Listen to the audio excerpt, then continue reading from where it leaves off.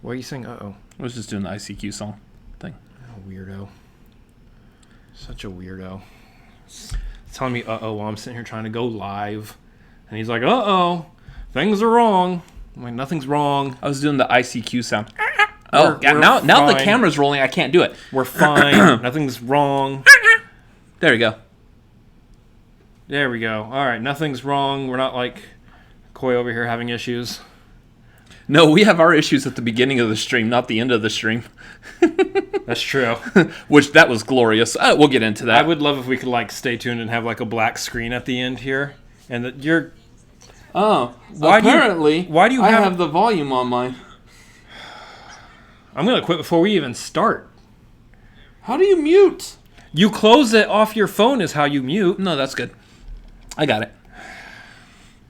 What's going on, everybody? Water. It is water. How are you this hyped right now? What's going on, everyone in the chat? We are the Cinefanatics. He is Chris Adams. I'm Robert Adams. I'm hydrated. Most of y'all probably already know that. Yeah.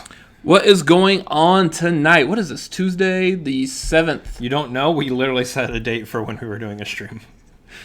Already gonna be busting my chops. This is right into this. Welcome to the Cinefanatics. Chris craps on his brother the entire stream. A little wordy, isn't it? Wordy, yes. You might want to completely rephrase that. No, wrong YouTube channel. I think we're good. This is not COPPA friendly. Welcome to 2020, where we have to abide by COPPA rules. We'll see. Maybe. What is going on, everyone? Looking into the chat. We're already starting. You're knocking things over. Yeah. That'll come into play later. This is great radio when we're looking in the chat and not saying anything. Luckily, we don't pull the audio from this. It's just video. What's going on, there guys? you go. All right, so here's gonna be honest. Before we even hit go live, we were sitting here talking as we were setting everything up. We're saying, what's the over under that Jake is gonna say? Chris, get out of my chair, or some variation. Boom. Got it. Gotcha. You know, here's the thing. It's nice to have someone reliable like Jake. I mean, reliability is fantastic in a car. In Jake. If anyone knows what movie I'm quoting, because I forgot. Nice. Our channel's called the Cinefanatics. Yeah, well, I mean, you can't remember everything. Mama Smasher's here. Yes. What's going on, Mama Smasher? How's it going? Oh, Chris is getting ready for when Cinefanatics get split up in the draft. Oh, that was Malcolm that said that. It's not going to happen because neither one of us are getting drafted. Well, maybe. I mean, according to Malcolm, I could potentially be drafted and partnered with Alonso Duralde, thus creating the super team of Cine-fa-la-la-la-la-la-la-la. Well played. By the way, Malcolm, thank you for drafting me. That's awesome. Malcolm, what's up, bud? Come on. Well, he doesn't know what you were good at. We have rapport here. We know how each other thinks. This is the best possible team for either one of us. Apparently, Jake just got offended that we called him predictable. Well, no, because we didn't say predictable. We said reliable. Reliable. Yeah. Oh, no, I think I did say predictable. Oh, well, then Jake, get mad at him. Oh. Anyways, I'm having a hard time seeing the chat over there. I can look right here. Oh. Get out of Jake's chair. That's awesome. Yeah. Anyway, guys, yes, we are the Cinefanatics. Most of y'all probably know that because you're on the channel, and the channel's called Cinefanatics. Oh, by the way, before we even get started, somewhere up here should be a link that says streamlabs.com/. I didn't even have anything to drink yet. You've been drinking water. I've been drinking water, too. Hype! Yeah. Streamlabs.com/Cinefanatics. There's a lot of S sounds in that. That's why it was messing me up. We are testing out Streamlabs because, as most of y'all are probably familiar with watching other people streaming, that YouTube takes a big, hefty 30% chunk out of everything that you're donating, while Streamlabs doesn't. It gives it all to you. It gives it all to you. So we're going to try Streamlabs. If you feel free to donate, you are free to do it at that link thing up there. We haven't tested it out yet, so if y'all also want to be the first ones to test it, feel free. We don't have any kind of like Schmoebot or anything, so...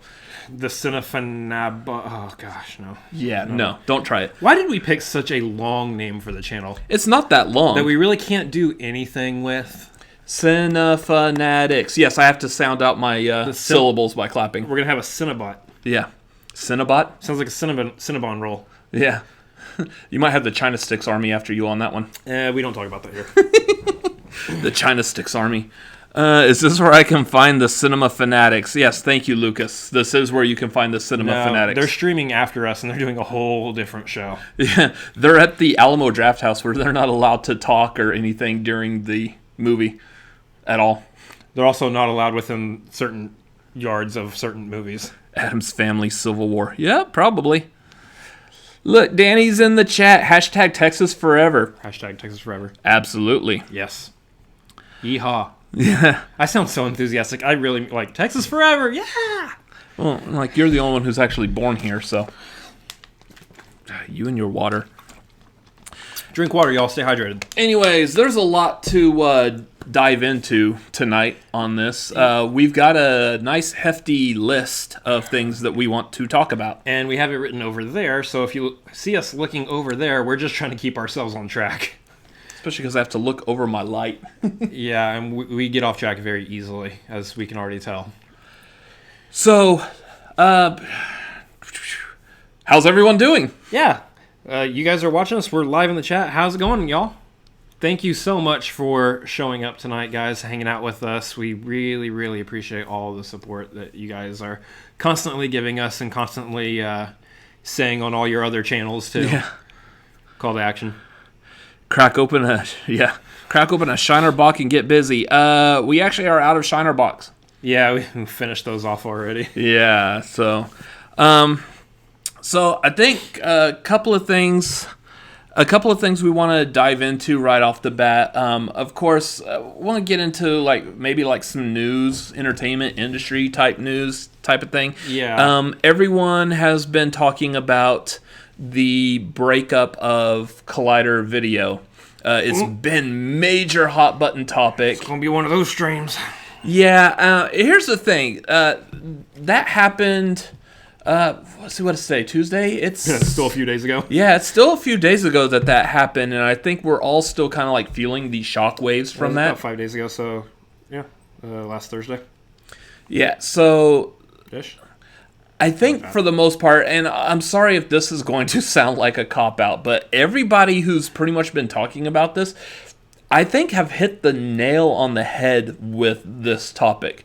That, in quick, I guess, summary, Collider is a business. They did what they felt like they needed to do. It's a little off-putting how everyone was notified that morning, but, yeah. I mean... me personally, I'm a very business-oriented type of person. If they did it that way, I feel like there's probably some kind of business reason why, and maybe we're not going to know it. At the end of the day, yeah, we're not running the Collider business, so we actually don't know how it looks and how they need to do what they need to do. We can only speak from the outside, and from the outside, it didn't look good. It didn't look great at all.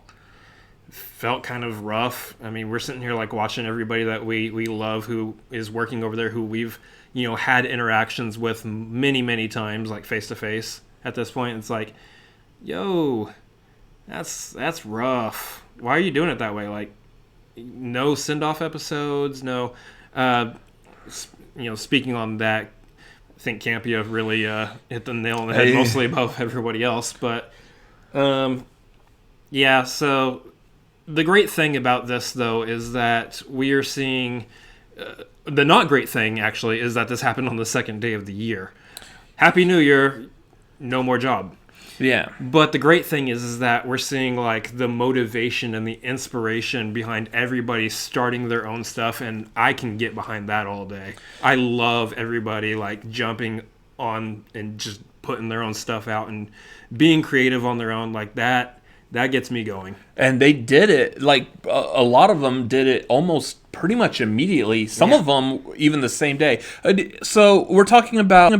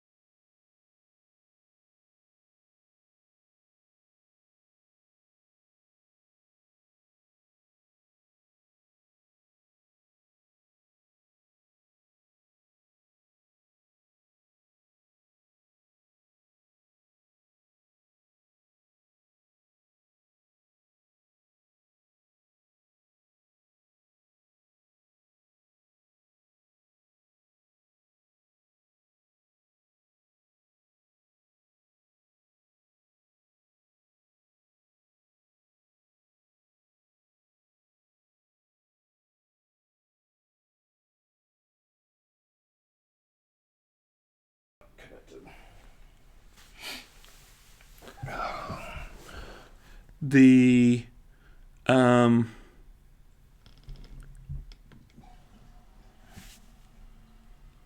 This Schmoebot came for them.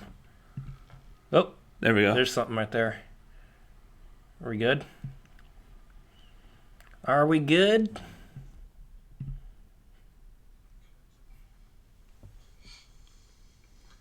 Yeah. Now there's the awkwardness of Me us just standing fixing here like this? Yeah. All right. Well, that's fine. No idea what that was. That was odd. I just had to make sure everything that was connected was still firmly connected. I think that was the problem. We can see you and hear you. Awesome. Thank you, Jeremiah. So going back real quick, it looked like Jake was saying that the Streamlabs doesn't look like it's set up for tips. Okay, well, we'll have to work on that later. Unless y'all want to watch us sit here play with Streamlabs, that sounds... I'm not going to work on Streamlabs live. That sounds really boring. I'm not going to work on that live. So, yeah, going back to the Collider people... I was in the middle of saying something, but I can't remember what it is now. Yeah. Roxy already had her own YouTube channel set up. She had a good subscriber count going. The thing is after they all started their own YouTube channels or everything, there was a huge jump in viewership. Subscriber count skyrocketed. I think Riley was saying that his Patreon doubled. Yeah, his Patreon like doubled, and then Roxy went up by like 10,000 subs. Roka went from like a couple hundred or 1,000 or something like that to like 8,000 subs. Like everybody went up like quite a bit. Yeah. So the nice thing is, and I forgive me if I seem like naive about this, but from what it looks like, at least for me, most of my knowing who these people were started with Collider. Yeah. Like Collider, Screen Junkies, and Schmoedown Yep. is what really gave me, like really let me know who these people were. So with Collider really being, I guess, the anchor point of that, it really helped launch all of them and make them more popular. And I think that's what helped. Like Collider let them go, but at least Collider gave them enough of a following to where they could venture off on their own and build something on their own. And to be fair, some of those people were already freelancing, were already doing contract work as it was. So the big thing is that for a lot of those individuals, or some of those individuals, being let go from Collider and having to contend with this is not something new. You know, they've had jobs come and go before. But regardless, I do like how everybody has like jumped off, used this as the momentum to start their own thing. Which, by the way, as we're mentioning that, we have Roxy, Koi, Roka, and Riley's information in our description box down below. If for some reason you're not subscribed to their channels already, give them a subscribe, because we want to support them. We want to be as big a support as possible. If you have the money and you want to, I also linked their Patreons. I don't think Koi has a Patreon yet, so I didn't put that down there. But everybody else's Patreon I found and put on there. So if you want to donate to their Patreons, those are available in the description below as well as SCN and the Schmoedown. Yeah. So here's the thing, and I know a lot of people, I've seen it on Twitter, I've seen other live streams talking about this and mentioning it, to go subscribe to them. I kind of want to recommend one small step further. Subscribe to them, it helps them out. Just like subscribing to us, liking, commenting, all of that helps the YouTube channels, their analytics and everything. But something else is watch their videos, watch their live streams. Like participate in there, because that will also help them out in the long run. See if there's any of them, if they're any kind of personality that you connect with, and then therefore hopefully you become a normal loyal follower of their videos.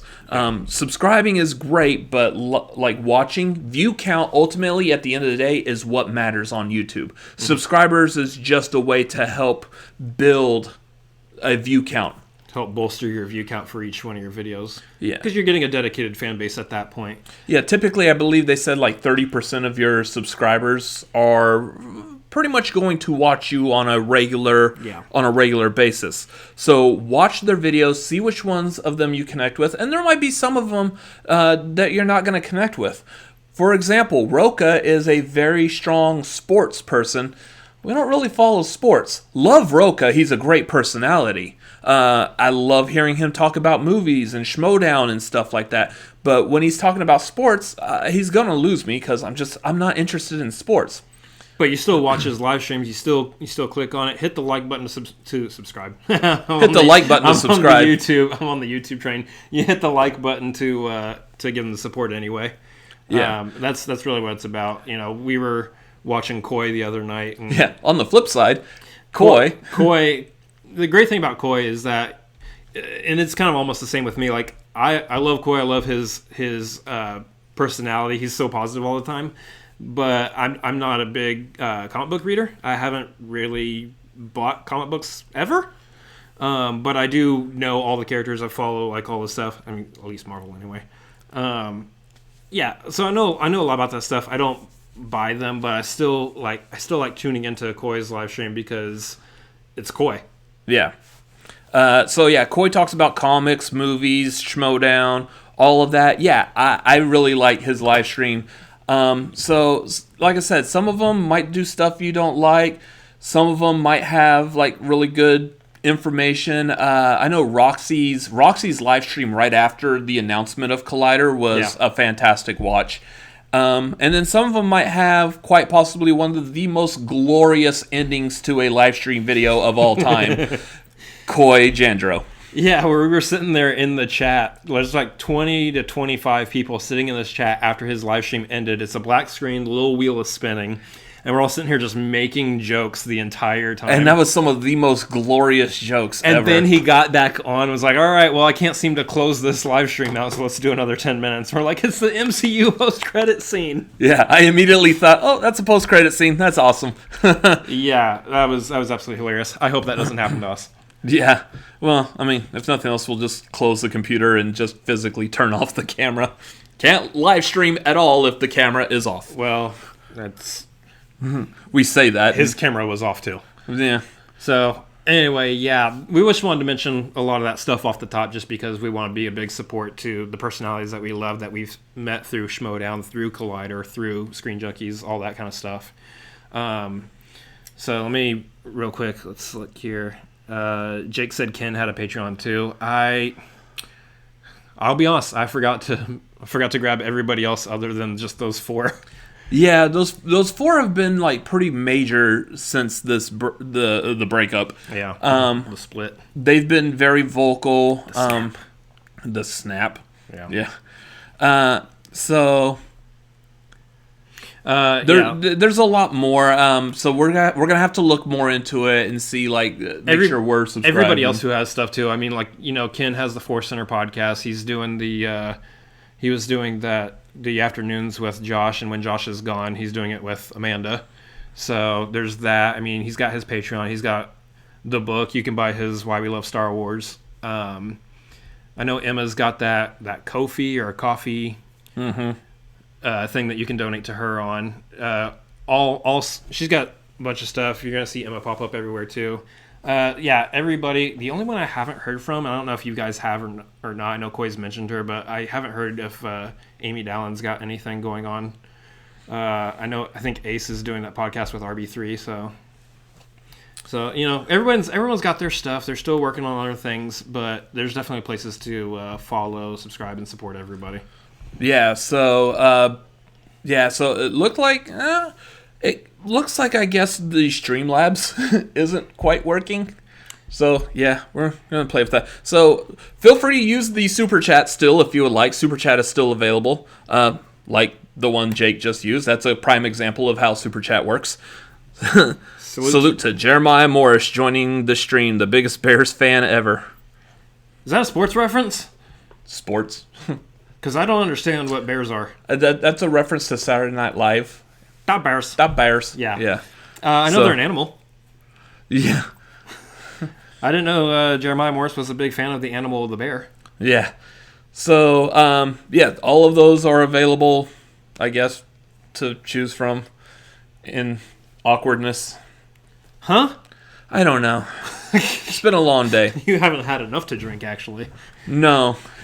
Oh, this is one of those streams. So, real quick, I guess, behind the scenes, because it's just a lot of fun. I was up late working on our New Mutants trailer reaction, because I had completely loaded it up to YouTube, and then realized that it had no audio at all. So I had to go back and re-render the whole video and recompress it and reload it and retype up everything. For those who are familiar with that kind of stuff, it takes Woo! a few hours. Yeah, so that was a long night. Yeah, sounds like it. I slept comfortably in my bed. Yeah, well, that's because you got your own stuff you got to do. That's true. So, so apparently today is Tuesday, What? and Oh, it is. something is going on this Saturday. We want to move on to that now? Yeah, I mean, I guess so, but actually, look real quick. Because, I mean, there's a couple other things that happened recently that we can touch on very quickly, just because we got so much to get to that I want to get to also. Okay. How did we feel about the Golden Globes? Golden Globes, They're not the Oscars, who cares?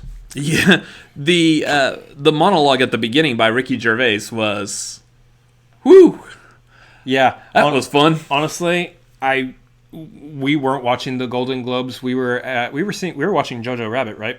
Yeah, we went to go see Jojo Rabbit. Because they actually finally opened it up to the draft house that was next to the Alamo Draft House that was next to our apartment or near our apartment. So we went to go see that, and then we came back and watched Call to Actions. That was the one. Was that the same night?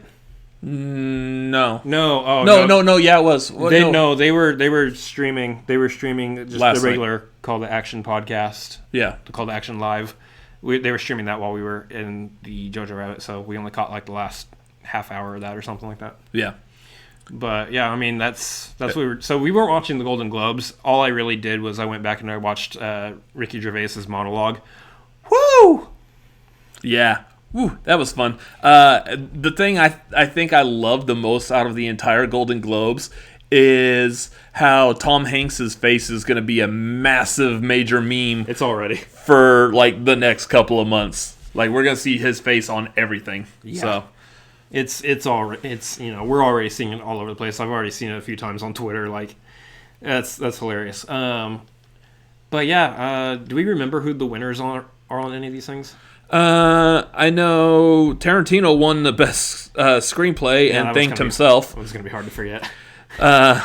I'm just trying to see like which one of these might actually inform the Oscars. Which, speaking of 1917, I think won best drama. Yeah, speaking of, let me touch on that real quick. We want to go ahead and mention this now because it's usually we do whenever we're going to do live streams, we're going to do them on Tuesdays, and we'll touch on this again towards the end of the live stream also, like what's going on in the future of the channel and everything. I want to make mention that right off the top, we are planning on doing a live stream of some sort during the Oscars. That is that's the 9th of February, right? Sunday? Yeah, Sunday the 9th. Mm-hmm. Right now, we're trying to figure out whether we want to do like a total watch along, and then we'll just have things muted because of copyright stuff. We'll have it muted during the actual ceremony, and then we'll keep the ceremony itself muted. We'll figure that one out. Talk during the commercials, kind of figure out what's going on during the commercials. The past couple of years, we've done a pre-show, and then we've done a post-show live stream-ish thing. We're planning on doing something, at least we're going to do that. But we don't know if we want to stream actually during the Oscars this year. We're still trying to figure that out. Since nobody's going to be watching Collider's watch along to the Oscars this year, just throw that one in there. I would like to try to do a watch along, but either way, we're going to be doing some kind of streams of some sort during Oscar night. So just mentioning that right now, it's definitely like a month away, but. So today's Tuesday. Next Monday, this coming Monday, will be the announcement of the Oscar nominees. Oh, that's right. Yep. So our plan right now is Tuesday, a week from tonight. We're going to be right here again. We're doing this again. we're going to talk about the Oscar nominees. Typically, we do a video where we talk about Oscar nominees. I think we actually want to do a live stream for it this time. That's the great thing about live stream is you don't have to edit anything. Here's the video. Which means if I mess up anything, I've like, oh, okay, well, y'all all saw that, so Yep, just going to move on. You can't cleverly cover over it with images of some sort. No, can't hide anything. Yeah, Chris is coming in hot with that burn. Woo. So, yeah, we're going to, next Tuesday, we will be live streaming again, talking about Oscar nominations.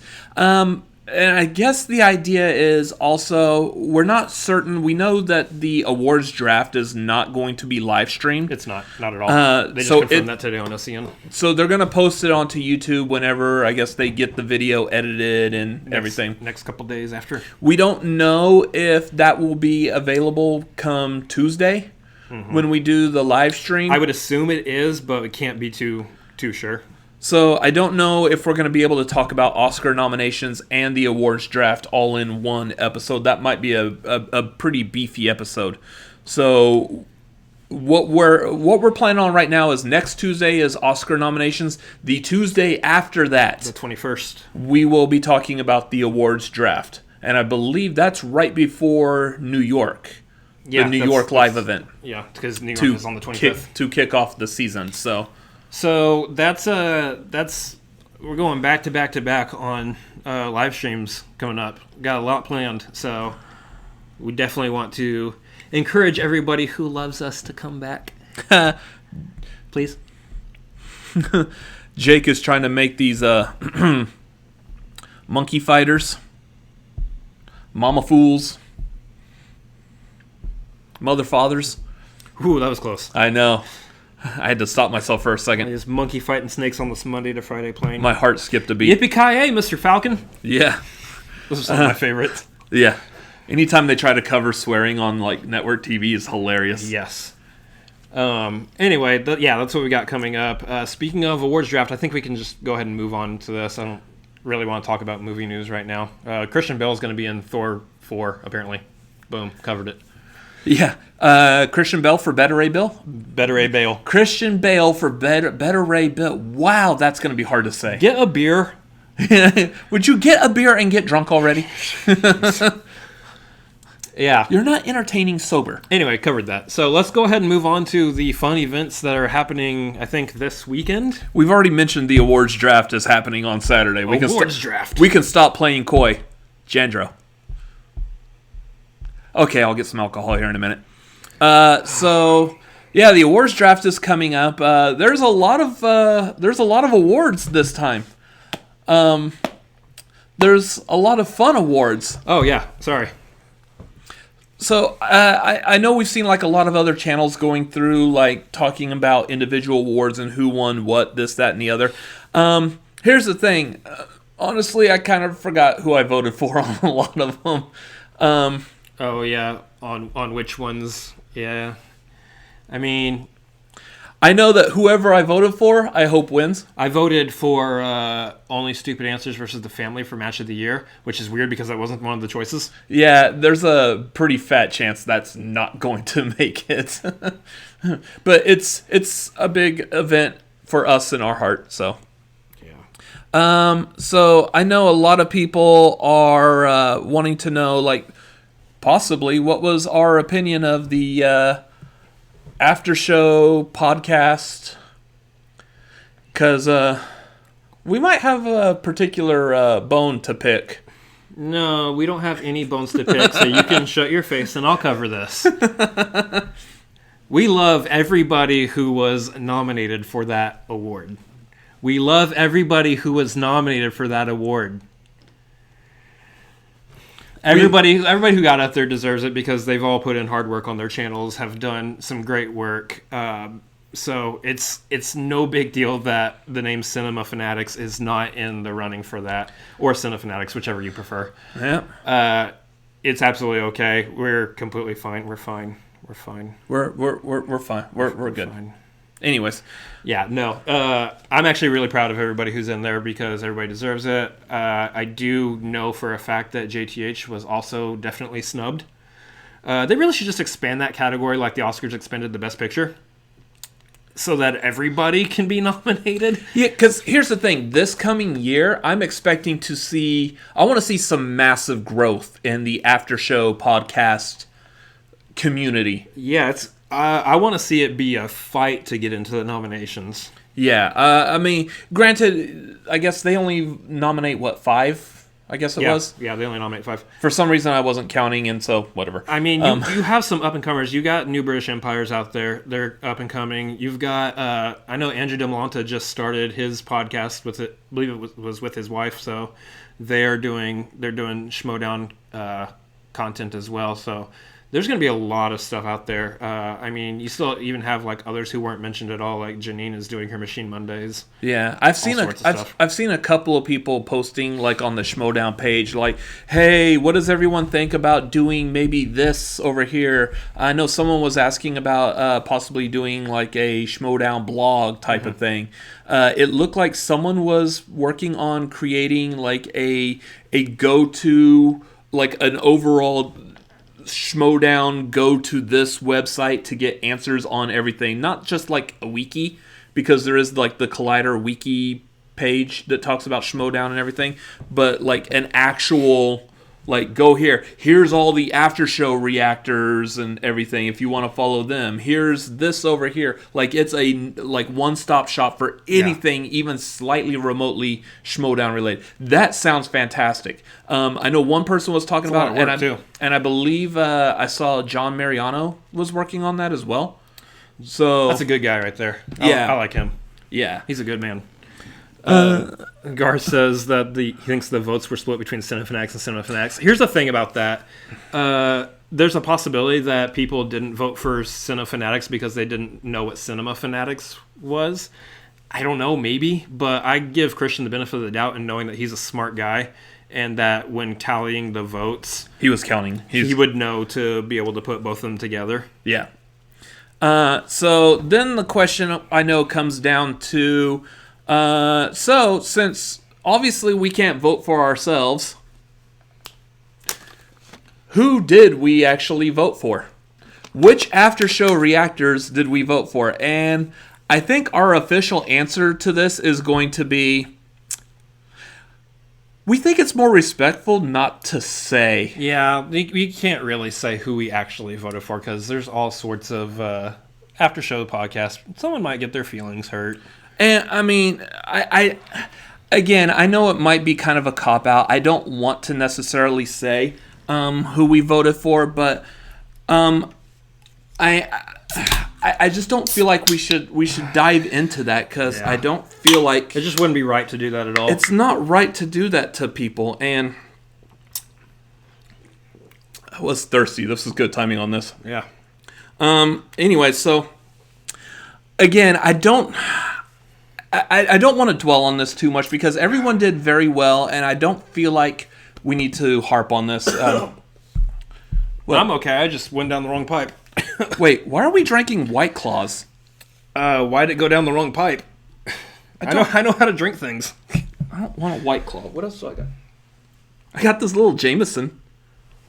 Oh, that's cute. I'll drink this instead. If I can get it open. Now that my hands are all wet from the White Claw, I can't open the little bottle. Wait, why did you buy me black cherry? You don't want black cherry? I'll live. That's actually a lot for a little bottle. Anyways. Smells good. Yeah, so we voted for Call to Action. You weren't supposed to say anything. Whoops. Jake already called it out. We wore the shirts on the stream. They already know, of course. Of course. In our defense, though, no one else has made shirts.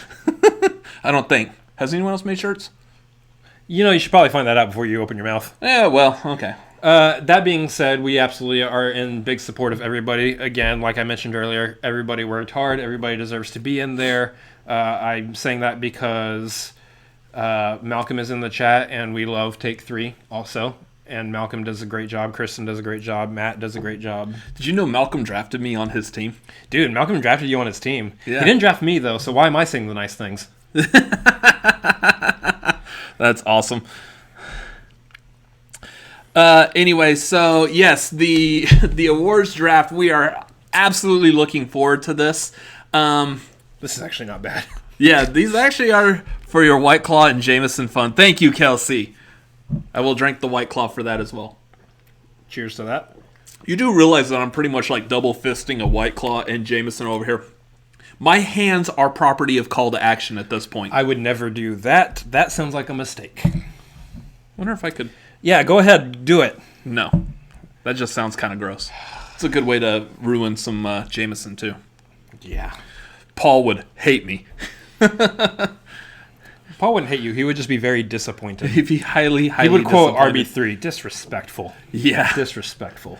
So, yeah, eager to see the awards draft. How many of y'all in the chat? I know a great deal of the call to action folk who are going to be there. Who else in the chat is going to be there on Saturday? Who else do we get to either see again or possibly meet for the first time? I know there's a bunch of y'all. Oh, you got the White Claw belches? Yep. It's weird. Every time I burp, it's going to sound like White Claw.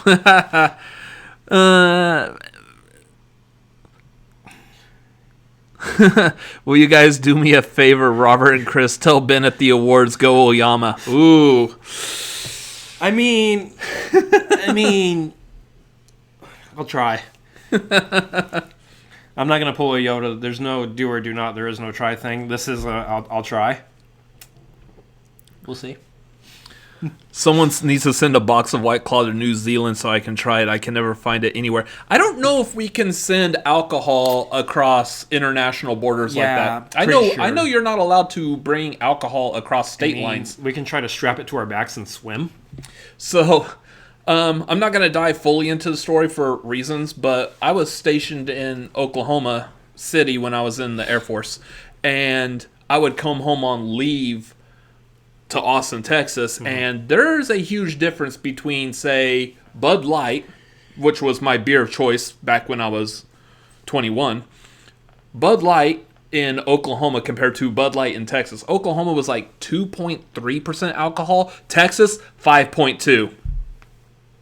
It's Bud Light, but still, I mean, come on. Hashtag Texas forever. So I always had friends in Oklahoma. They're like, hey, can you pick up like some beer and bring it back with you? And I'm like, no, because bringing beer across state lines is illegal.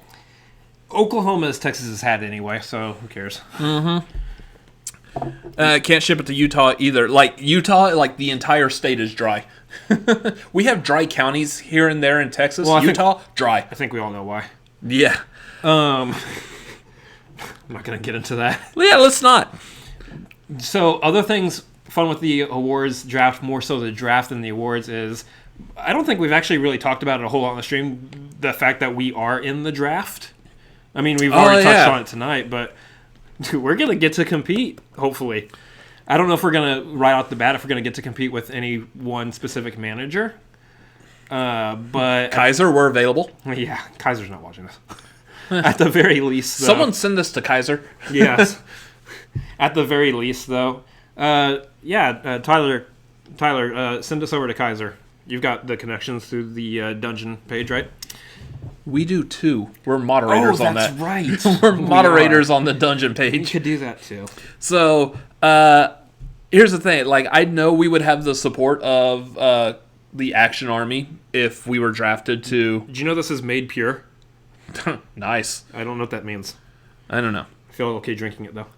I know we would have Action Army support if we were drafted to the dungeon, and that would be a phenomenal team to be on. But as much as I love the dungeon, I love Kaiser and Smets and everyone over there. Hey, anyone who's willing to take us, except Burnett. Let's be very clear about that. That being said, you know who I'd love to play for now? We know what Burnett did.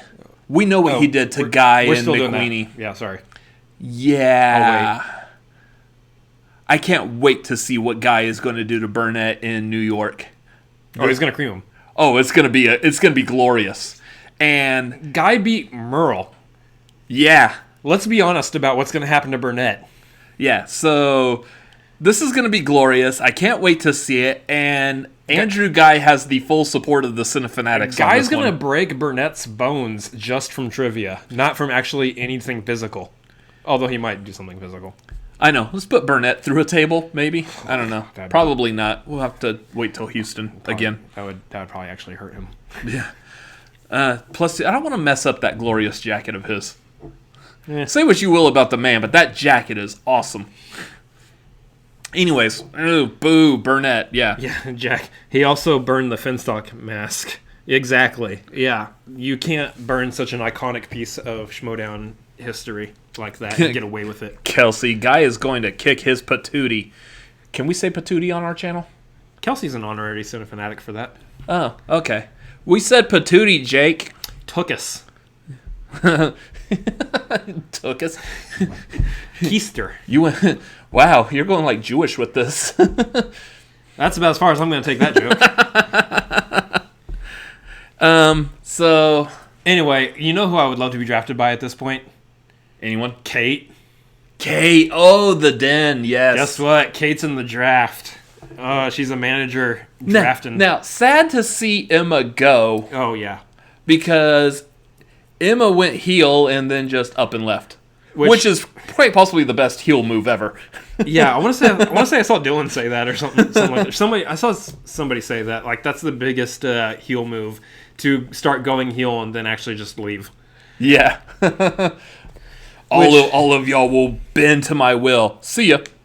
Which, of course, Godspeed to Emma for that one. You know, we wish her the best of luck on everything that she's doing, because she's stepping away for a very good reason, and leaving us in the hands of Kate Mulligan, which I'm excited about. And Grace. And Grace. I do still like the fact... here's the thing that I noticed. I don't know if anyone else picked up on it, but... So, Emma made that announcement, and I believe that episode of SCN Live was pre-taped. Yeah, it was. So, the episode was pre-taped. Did you notice how quickly they got the logo for the den up? It was like up that afternoon. Christian was like, I'm just going to drop this here. Yeah, Christian dropped it while SCN was still on. Oh, okay. I was sitting there watching the episode of SCN and then seeing him post it on Twitter and on the Facebook page and everything.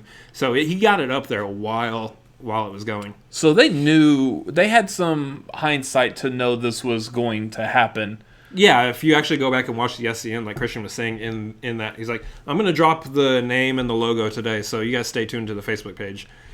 But that is an awesome logo. That is a fantastic looking logo. Two lionesses. Yeah, I really like that. At the same time, though, I'm eager to see. This means that Kate Mulligan is coming in pretty much as a heel manager right off the bat. We would have to assume that she's coming heel, or Grace is going face, which... No. I don't know if I want to see that. I don't want to see Grace face. I don't want to see face Grace. Grace face. Anyway. Oh, that was wordy. But I am kind That's of... her Twitter handle. It is? I think so. Miss Graceface. Oh, well, someone else already thought of it before we did. Yeah, Grace did. Well, go figure. I would like to see a heel Kate Mulligan, though. Kate Mulligan as a heel would be fantastic. I'm just excited for Kate to be, like, in the Schmoedown proper and a part of it. Yeah. I think she's going to be a blast. She's going to be a fun manager to have. Yeah, Miss Graceface. I was right. Jake Yakavetta, $2 super chat. Any thoughts on the Finstock Exchange, the Den trade? I mean, other than the name? Was it said somewhere that they were doing a trade in there? I know, like, Ben is, like, everywhere trying to get the lowdown on everyone's team, because Ben is a freak. Yeah, not sure. I mean, other than the name, yes, but, I mean... I don't know if they're going to do a trade, what trade. I haven't looked at now that everything's switched around, because it seems like every time I try to read up and figure out what's about to happen, another manager's out, some team's changing, and we got to refigure out all of our draft stuff, guesses, all over again. Yeah, and we're sitting here talking about it right now, and, you know, we could be all excited about Kate, and then she's going to be gone by Friday, right before the thing, so... Yeah, there's still some days between now and Saturday possible. So, let's see. Albert in the chat. What's up, Albert? Couple things. So, Garth, Jake, both saying rock stars. I mean, look, here's the thing. Roxy is a rock star. I mean, yeah, obviously. from what the Odd Couple says about her, I would love to have her as a manager too. She sounds like she's like super hands-on with her managing style, so like that's perfect for rookies, perfect for people coming in or who've only played one match. So I think here's the thing, though. In all honesty, I think there's a whole lot of like when these managers are looking through the list, there's going to be a whole lot of people that are going to get to Robert and Chris Adams and be like, who? So sure. I mean, here's the thing. I'm expecting that we're going to have to do a match and prove ourselves. Yeah, we're probably going to end up being free agents. We'll have to prove ourselves in a match and see where it goes from there. Yeah, we're not like Ben Goddard over here who's like, I'm going to go in the 7th round. Yeah. Why?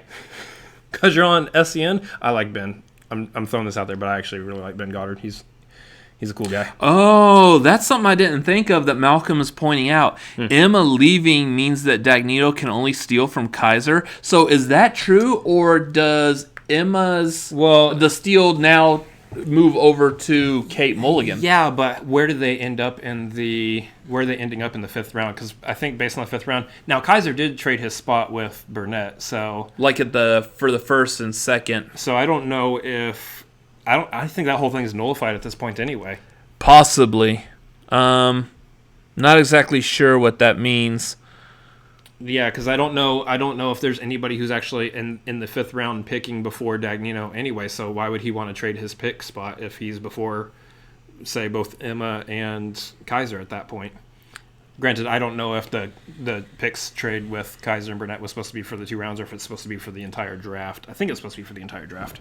I don't know. That might be something, if it hasn't been brought up on SCN, that someone brings up on there, maybe. But or I guess we might find out on Saturday. Maybe. Worst case scenario. But if it doesn't matter, then it probably doesn't matter based on positioning. Then that whole thing gets nullified anyway. And it would have been a fun idea, especially if Dagnino wasn't keeping all 4 of his players anyway. Yeah. So Andy Schick is in here. Albert's in here.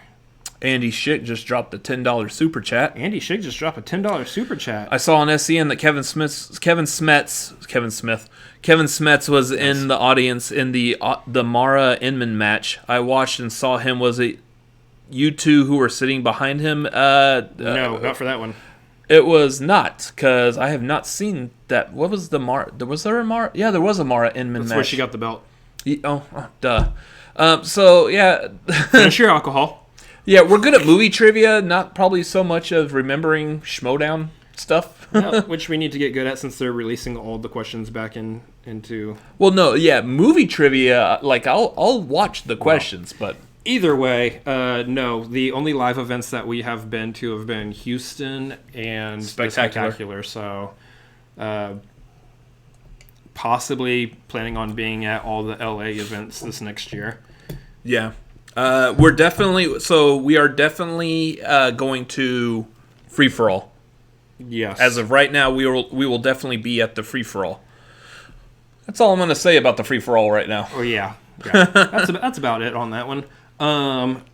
As far as any other live events, if they come to Texas, we'll be at that one. But I think for right now, for the foreseeable future, it's our traveling is limited to within the state of Texas and Los Angeles. Yeah.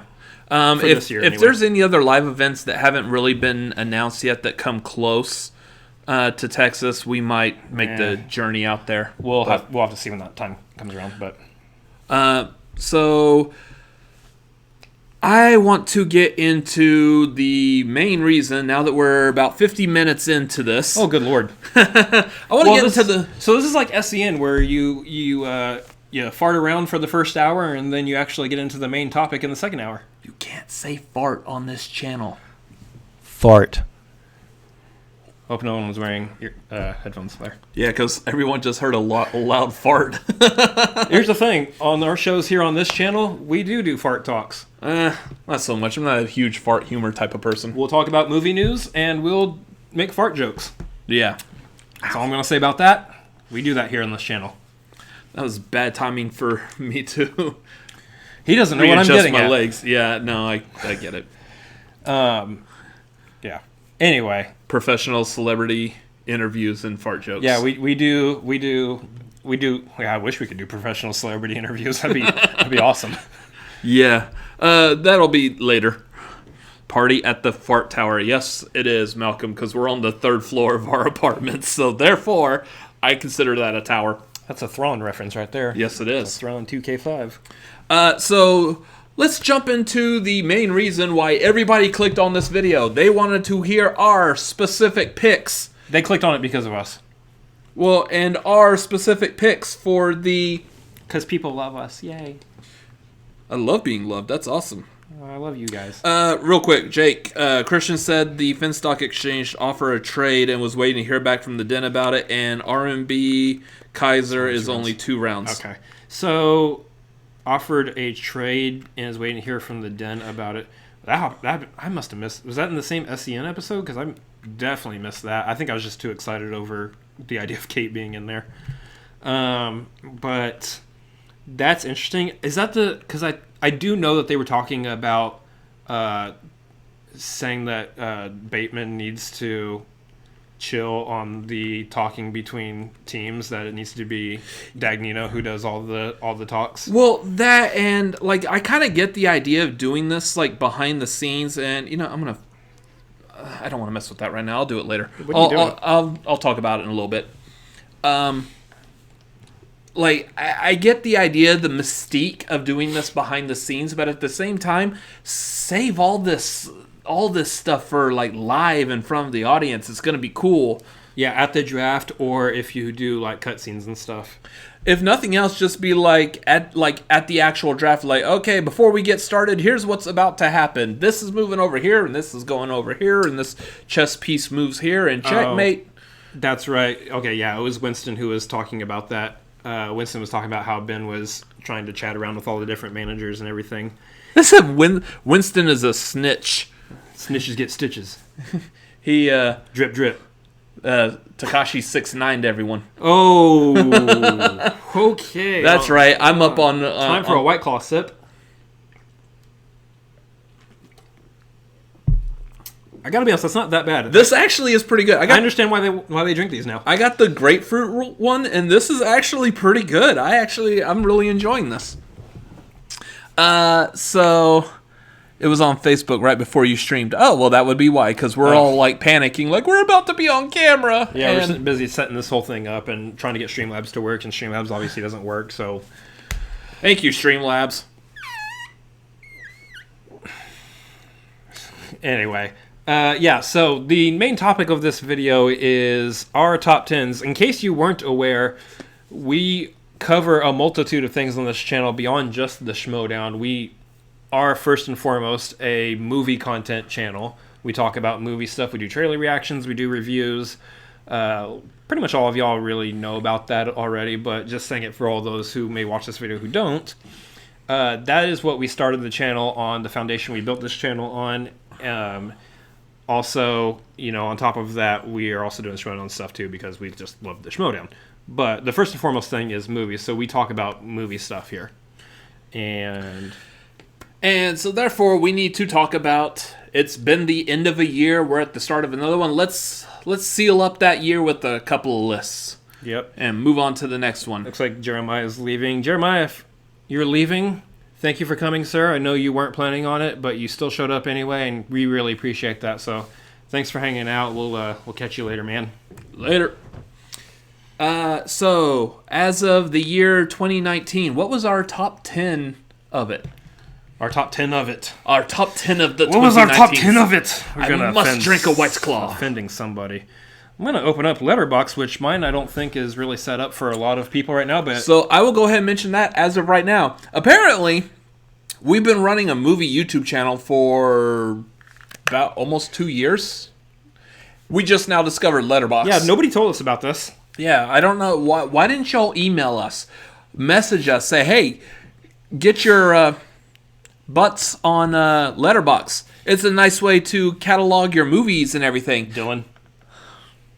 Oh, Dylan's here? Yeah. Heard we got White Claw and Jameson's. Yes, we do. Well, we had a Jameson. I got a Jameson bottle, a little tiny one. It was really good. And we still have White Claws.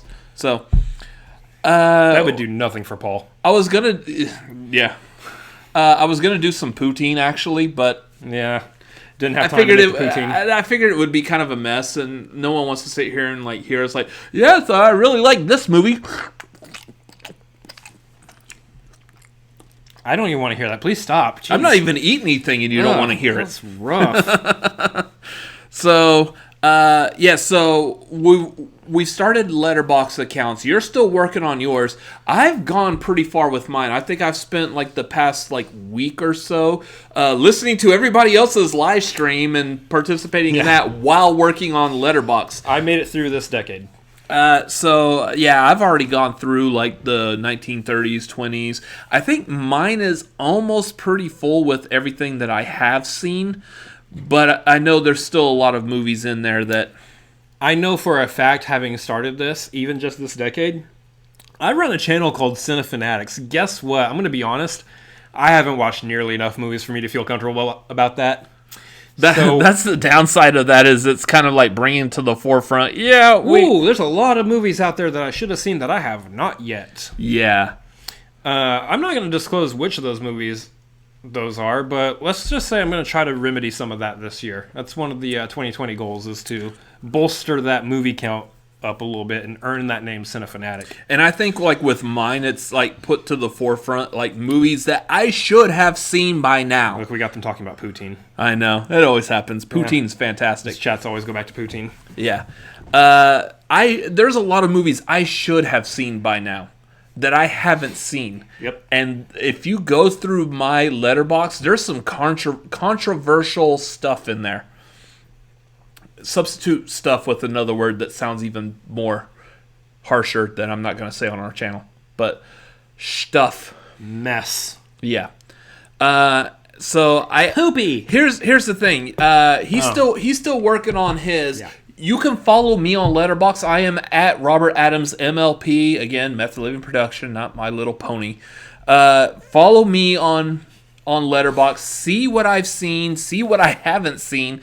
Let me know what you recommend, because I've got a huge list of movies that I need to see, that I need to be on top of. Yeah.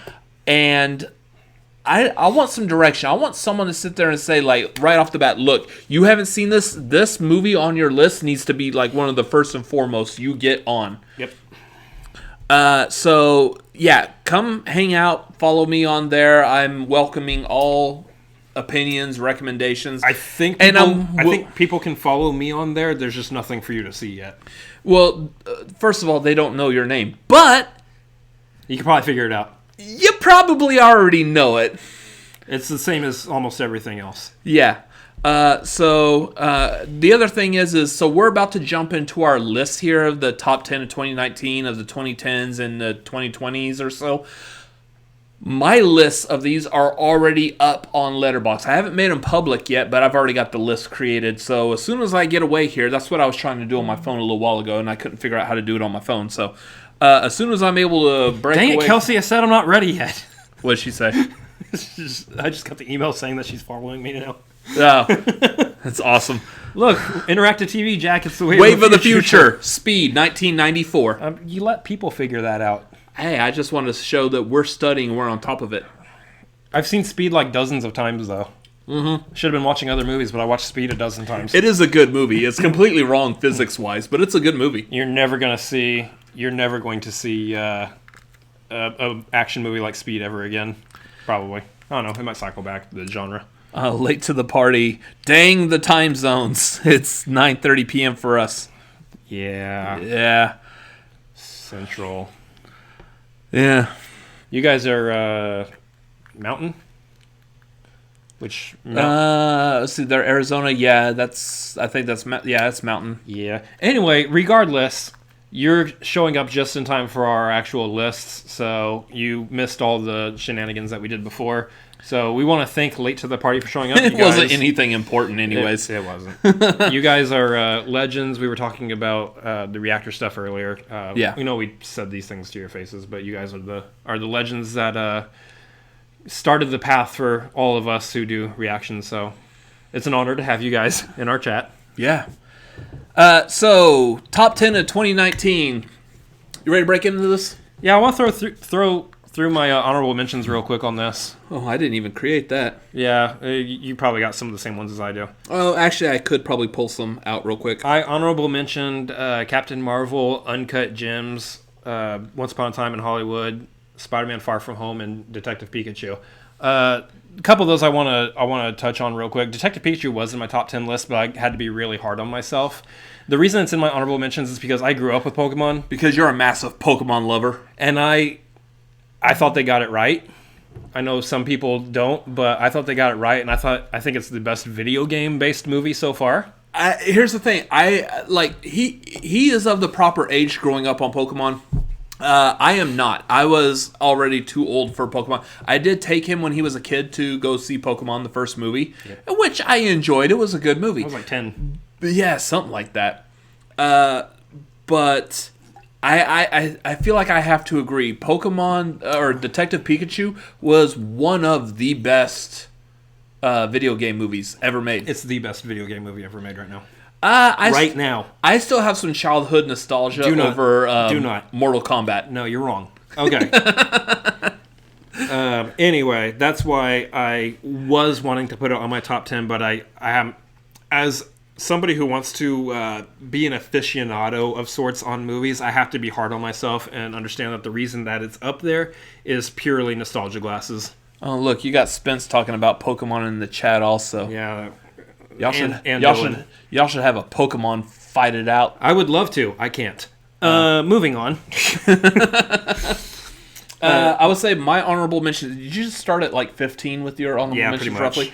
My honorable mentions real quick. Captain Marvel, Us, Toy Story 4, Alita, Battle Angel, and Spider-Man Far From Home. Wow, we got some of those that are actually in my top 10, but Spider-Man Far From Home is also on my honorable mentions. Oh, you also got some that are in my top 10 also. Probably. That's what happens. We have different opinions. That's why you come to this channel. We have two people who have different opinions. Is that possible? Is that a thing? Nope. Oh. Spider-Man Far From Home, it might be in your honorable mentions for the same reason it's in mine, and that's strictly the stuff that they did with Mysterio. Yeah. I've been wanting Mysterio in a Spider-Man movie for forever, and the whole scene where he was messing with Peter's head the entire time, it was so good.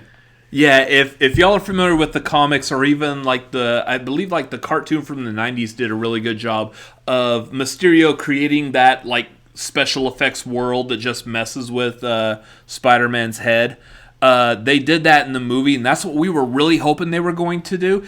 And it was absolutely amazing. It did everything I wanted it to do, even going so far the whole he taking his fishbowl head off. It was great. I loved it, and yeah, that really sells.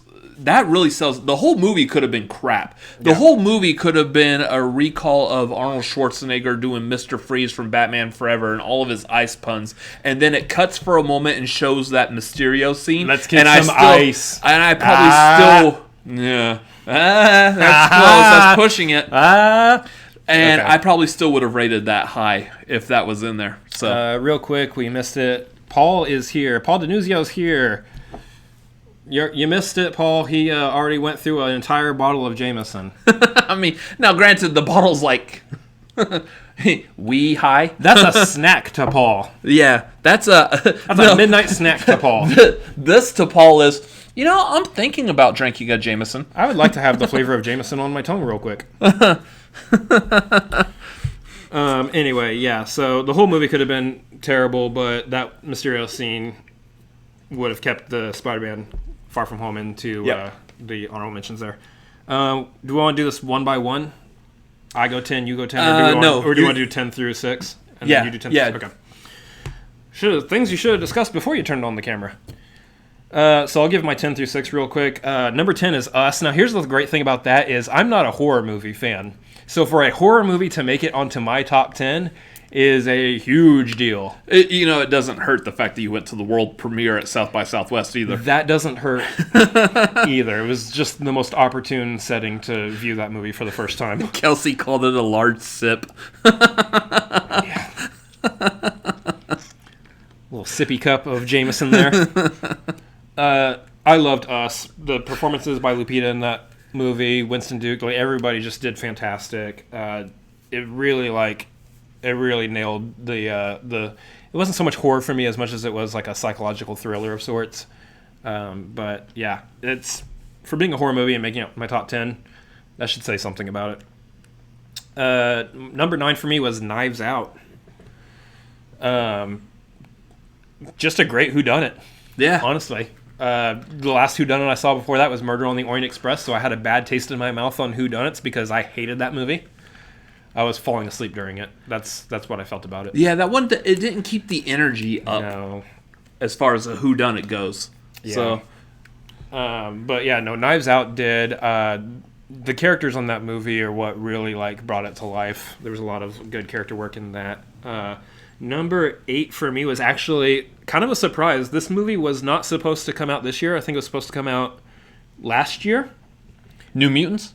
No. God, that movie's not going to end up anywhere on a top 10 list. It was Alita Battle Angel. Yeah. Which, here's the thing, not familiar with the source material at all, but I loved that movie. I thought it was a ton of fun. It kept my interest all the way through, even though they were using a bunch of names and environments and things that I'm not familiar with, and worlds I'm not familiar with. I loved Alita Battle Angel, though. I thought it was, first of all, the effects work on that was top tier level effects work, because I forgot that I was looking at a CGI person the entire time, essentially. Yeah. Andy Schick, New Mutants coming soon in 2027. That's about right. Yeah, that's about on brand. That sounds correct. My number 7. So I was debating whether or not I wanted to put this on the list because, not because of controversy, because I was really trying to make sure I felt strongly about it going on the list. Mm-hmm. And I do. And that's Star Wars Rise of Skywalker. Guess what? I loved that movie, actually. It sealed the deal on the entire trilogy for me, even though I'm not a huge fan of The Last Jedi, and I was like, with Force Awakens. I think that movie really brought it home, even though there's a lot of questions I have from it and a lot of stuff that wasn't really explained well. Whatever. I had fun while I was watching it, and that's really all that matters. We'll get 10 more trailer reactions from Cinefanatics for New Mutants before it comes out, probably. I mean, at this point. I mean, that seems accurate to me. Every 2 years is a new Mutants trailer. Literally, like, Anya Taylor-Joy is going to be, like, in a wheelchair, old, wrinkles and everything. It's like, oh, yeah, I remember being in that movie. So, do you know? So, the problem, though, is they really pigeonholed themselves, because this last one that just came out is the official trailer. Okay, good luck. What are you going to call the one that's going to come out in 2 years? The official trailer? The official trailer number 2. The international official trailer. Yeah. The official, for the last time, we mean it, trailer. Who are we kidding? This is going to a streaming service trailer. Yeah, so, I mean, a lot of fun. I had a lot of fun with Rise of Skywalker, but it ended up on number 7, which is a lot lower than I feel like a Star Wars movie should be for me, but, you know, it is what it is. Mm-hmm. My number 6, kind of wrapping out this half of the 2019 list for me, is It's a Beautiful Day in the Neighborhood, or A Beautiful Day in the Neighborhood. It wasn't there. That was just a wonderful movie. I loved that. Like, one of the things I was trying to keep with my 2019 list was the 2019 movies that really actually affected me in some way, kind of like on an emotional level too. Either movies I had a lot of fun watching or affected me on an emotional level. That one got me on an emotional level. Knowing that it's not a biopic of Mr. Rogers, that's fine. It's more of the biopic of the reporter who was interviewing Mr. Rogers. Didn't know this guy's story, and I know that it was like loosely based on his story. Yeah, they did, because they didn't even use his real name in the movie. Yeah, they didn't even use his real name. So the fact that it's based on this guy's story, who I've never heard before, and I was like tearing up at the end of it, that tells me something. Like, I loved that movie. I thought it was fantastic, and of course Tom Hanks. Who else are you going to get to play Mr. Rogers? Who are you going to get? The nicest person in the world. The nicest person in the world, played by the second nicest person in the world. Cue that Tom Hanks gif. Yeah. Yeah, so we're not that advanced, like, you know, call to action where we could just play a gif in the middle of our live stream. But imagine that Tom Hanks clip from the Golden Globes. That would be my face if I picked anything other than A Beautiful Day in the Neighborhood for that spot. Yeah. So, that was your number 6? That was my number 6. So on to my number 10. was Midsummer. Hey, guess what? You're going to talk about Midsummer. You keep them occupied. White Claw's hitting. You haven't even drank half of it yet. Okay, the water bottle before the White Claw is hitting. Oh, you tiny bladdered little... Anyways, yes, I absolutely... This is really weird doing it by myself. What's going on, guys? It's the Robert Adams in the chat room power hour, I guess. So those of y'all who know me, I love horror movies. And I think Midsummer was fantastic. Now, here's the thing. I went into Midsummer knowing that people were saying the way that these Ari Aster movies, Ari Aster, the director of Midsummer, he also directed Hereditary. The way this has worked out is you either, or if you hated Hereditary, you like Midsummer. If you love Hereditary, you hated Midsummer. 100% for me. I did not like Hereditary. I'm not a huge fan of like the demon possession movies. And so, therefore, Hereditary just didn't really hit it for me, which is funny because I absolutely love the Evil Dead movies, so go figure. Maybe realistic demon possession movies. I don't like Exorcist either, so. But, yeah, Midsummer was fantastic. I love that movie. It was long. It was drawn out. It was during the day. Fantastic. It was absolutely the antithesis to other horror movies that we've had lately. Yeah, I know. I'm professional. Really? Midsummer's your number 10? Ugh. Yeah. Number 9.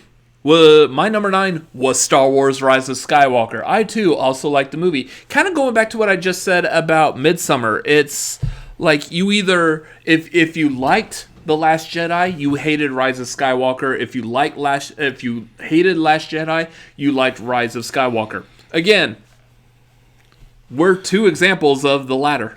Real quick, late to the party. Yes, that is a dead animal on my chair. That is a kangaroo skin that was acquired from a roommate I had who did a mission trip in Africa at one point. They gave it to him as a gift or something. What is a kangaroo doing in Africa? I don't know. They had a kangaroo skin in Africa. I don't know the details of that. I bless the kangaroos down in Africa. Please stop singing. Nobody clicked on this to sing. So he left this behind, and so I acquired it. Its name is Rue. And it's soft. Wait, his name is Rue? Yeah, the kangaroo skin name is Rue. You do realize that's a connection to the Winnie the Pooh character. Yes, that's a kangaroo also named Rue. It's a common name for kangaroos. That's messed up. I didn't name it. He did. Yeah. I'm just continuing on. Anyway, Star Wars Rise of Skywalker, my number 9. My number 8 is a movie we just recently saw, Jojo Rabbit. Taika Waititi is easily becoming one of my favorite directors. I like how you say his last name. Taika Waititi? Waititi. That sounds like, was that the Ace Ventura When Nature Calls? Shakaga. The Waititi. No, Jake, we still haven't cussed. The Waititi tribe. The Wachuchu. I think it's the Wachuchu. I don't know. I'm probably offending at least 5 different groups of people. Yeah, we shouldn't be live ever. Anyways, Jojo Rabbit was fantastic. I love the humor in it. And the story of that is really good. If you haven't seen Jojo Rabbit, you've got to see this. Yeah. And here's the... we're trying to figure out a way to word this. Careful. Yeah, I know. White Claw. Yeah. I saw a clip of this, and I wanted to show it to him, and I was like, dude, you've got to see this movie. And that's why I was like, yeah, we have to go see this immediately. We found a screening that was happening right near us, so we hightailed it to the theater and just went to go see it. Watch you two. Yeah. That's right. Definitely wanted to make sure that we got that in, though, before we made this list. There's a few... So, real quick, there's a few movies that we feel like should be on this list, but we just haven't gotten the chance to see. First of all, 1917 is just now opening, or is about to actually open opening wide. This weekend. There was no showings in Austin. Yeah, first of all, it's Austin. Usually there are showings for these types of movies here, during their limited releases. Surprised that there wasn't for 1917, so didn't get to see that for 2019. Still haven't gotten to see Little Women, or honestly, one we definitely missed out on. We were trying to see if we could watch it yesterday was Peanut Butter Falcon. I really wanted to get Peanut Butter Falcon in, but Yeah. just didn't get a chance to see that. So these lists are going to be missing a few. Or the real kicker, Booksmart. Booksmart, yeah. Which we had the opportunity to go see the premiere at South by. You are throwing us under the bus right now. You understand that, right? I like being honest with my viewers. Yeah, but they weren't asking for it. Oh. You are throwing us under the bus. Okay. Anyway, we had opportunity to see a lot of these movies, and we just didn't because we're poor and we... time, I guess. Either way, there's definitely movies that should be on this list, I'm sure, that we just haven't gotten the chance to see. So these are the lists based on the movies we have seen. Yeah, that's right. I'm in the middle of my list. Number 7, Uncut Gems. I had no clue that was Adam Sandler during that. Yeah, and I'm glad that's on your list because it was in my honorable mentions, Yeah. and I wanted to make sure that we actually talked about that one a little bit because we didn't do a review for it. Yeah, Uncut Gems was fantastic. And I had not seen the Safdie brothers' Good Time. Yeah. I have not seen that yet. And That's on the list now. Now I want to see that. Uncut Gems is fantastic.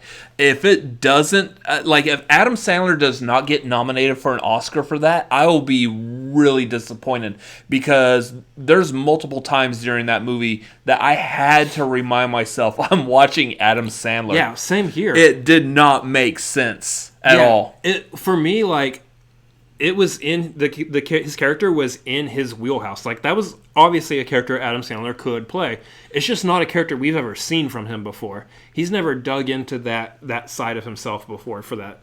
I thought it was fantastic. It was a complete wreck. It was like I was sitting there especially as it was getting towards the end. I was like, let's end this movie. I'm over this. Yeah, but in the best way possible. It's very high anxiety ridden in that movie because everybody's talking at once and just cell phones are ringing and people are banging on things. But people are shouting at each other. I feel like without someone who's been to New York, especially in this takes place in the Diamond District of New York. Sure. I have no experience being there. I feel like this is what it's like.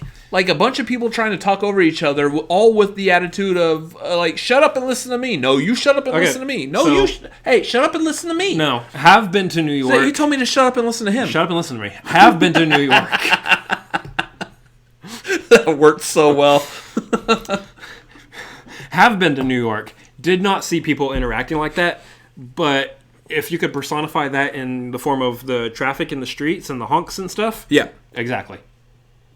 Yeah, so that's fantastic movie. My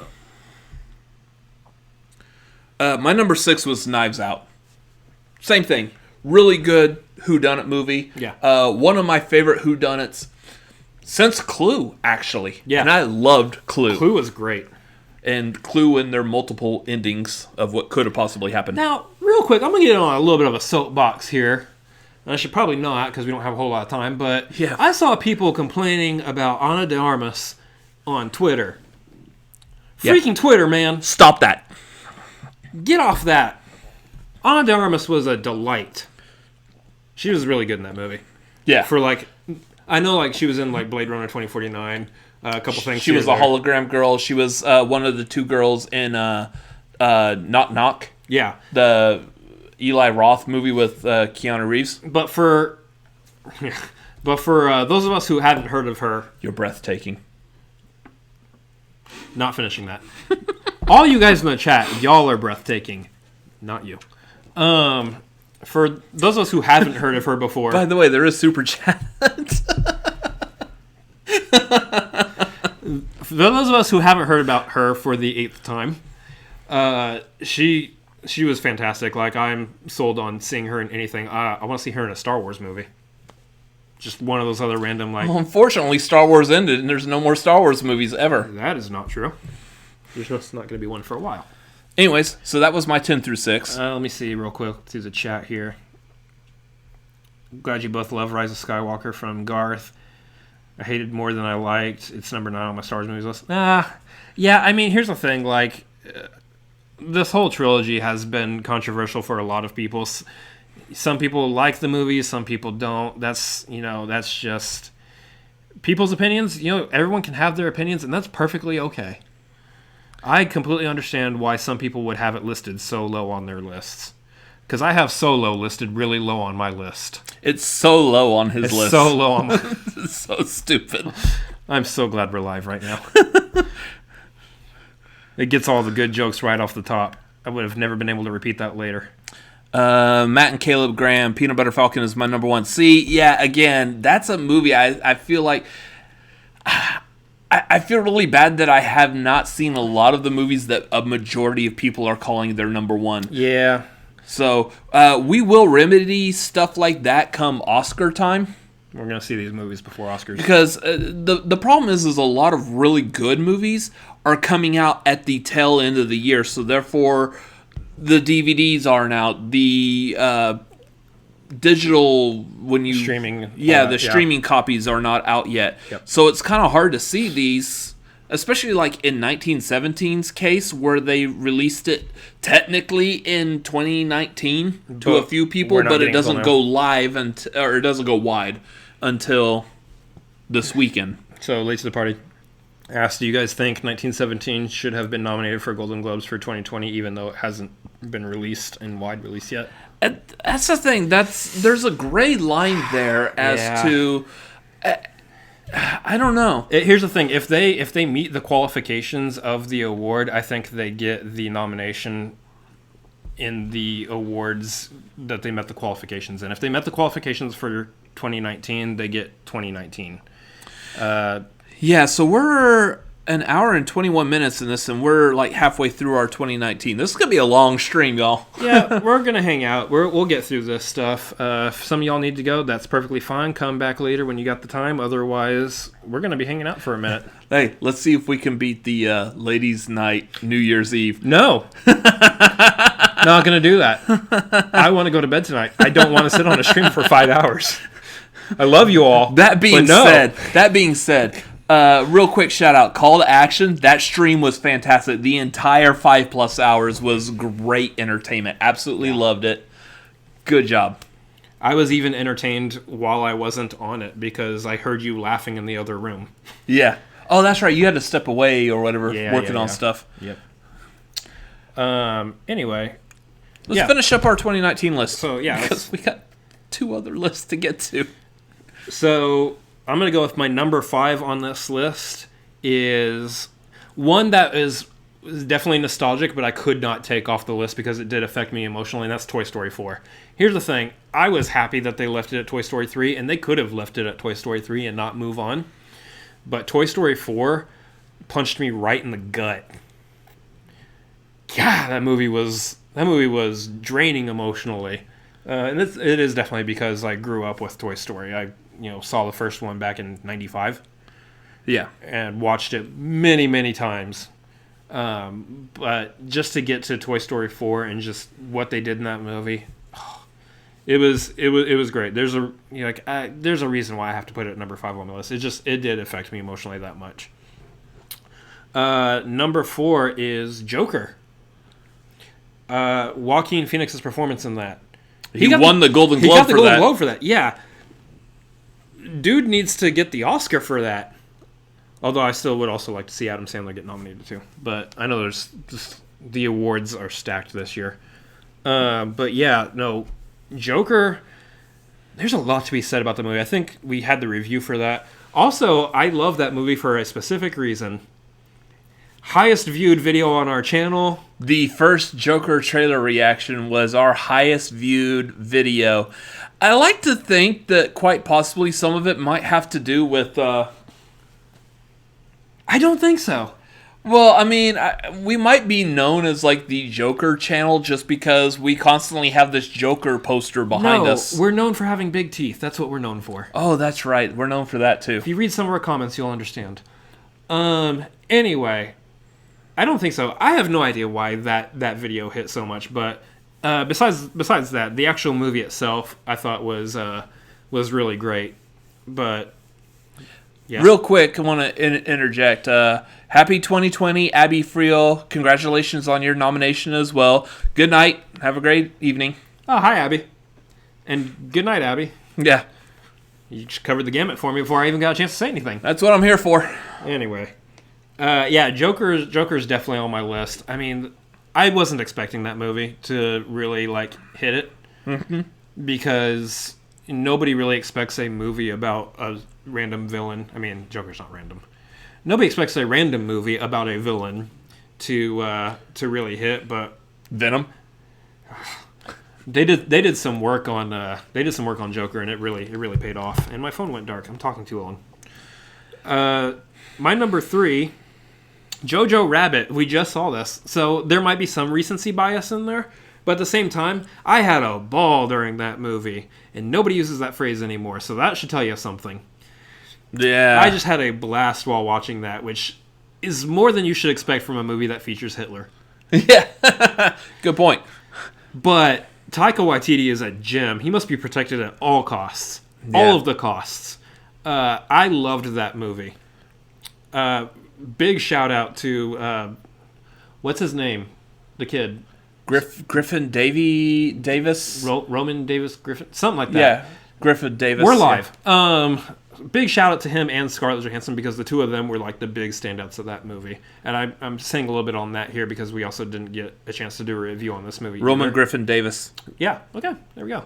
Roman Griffin. That kid acted.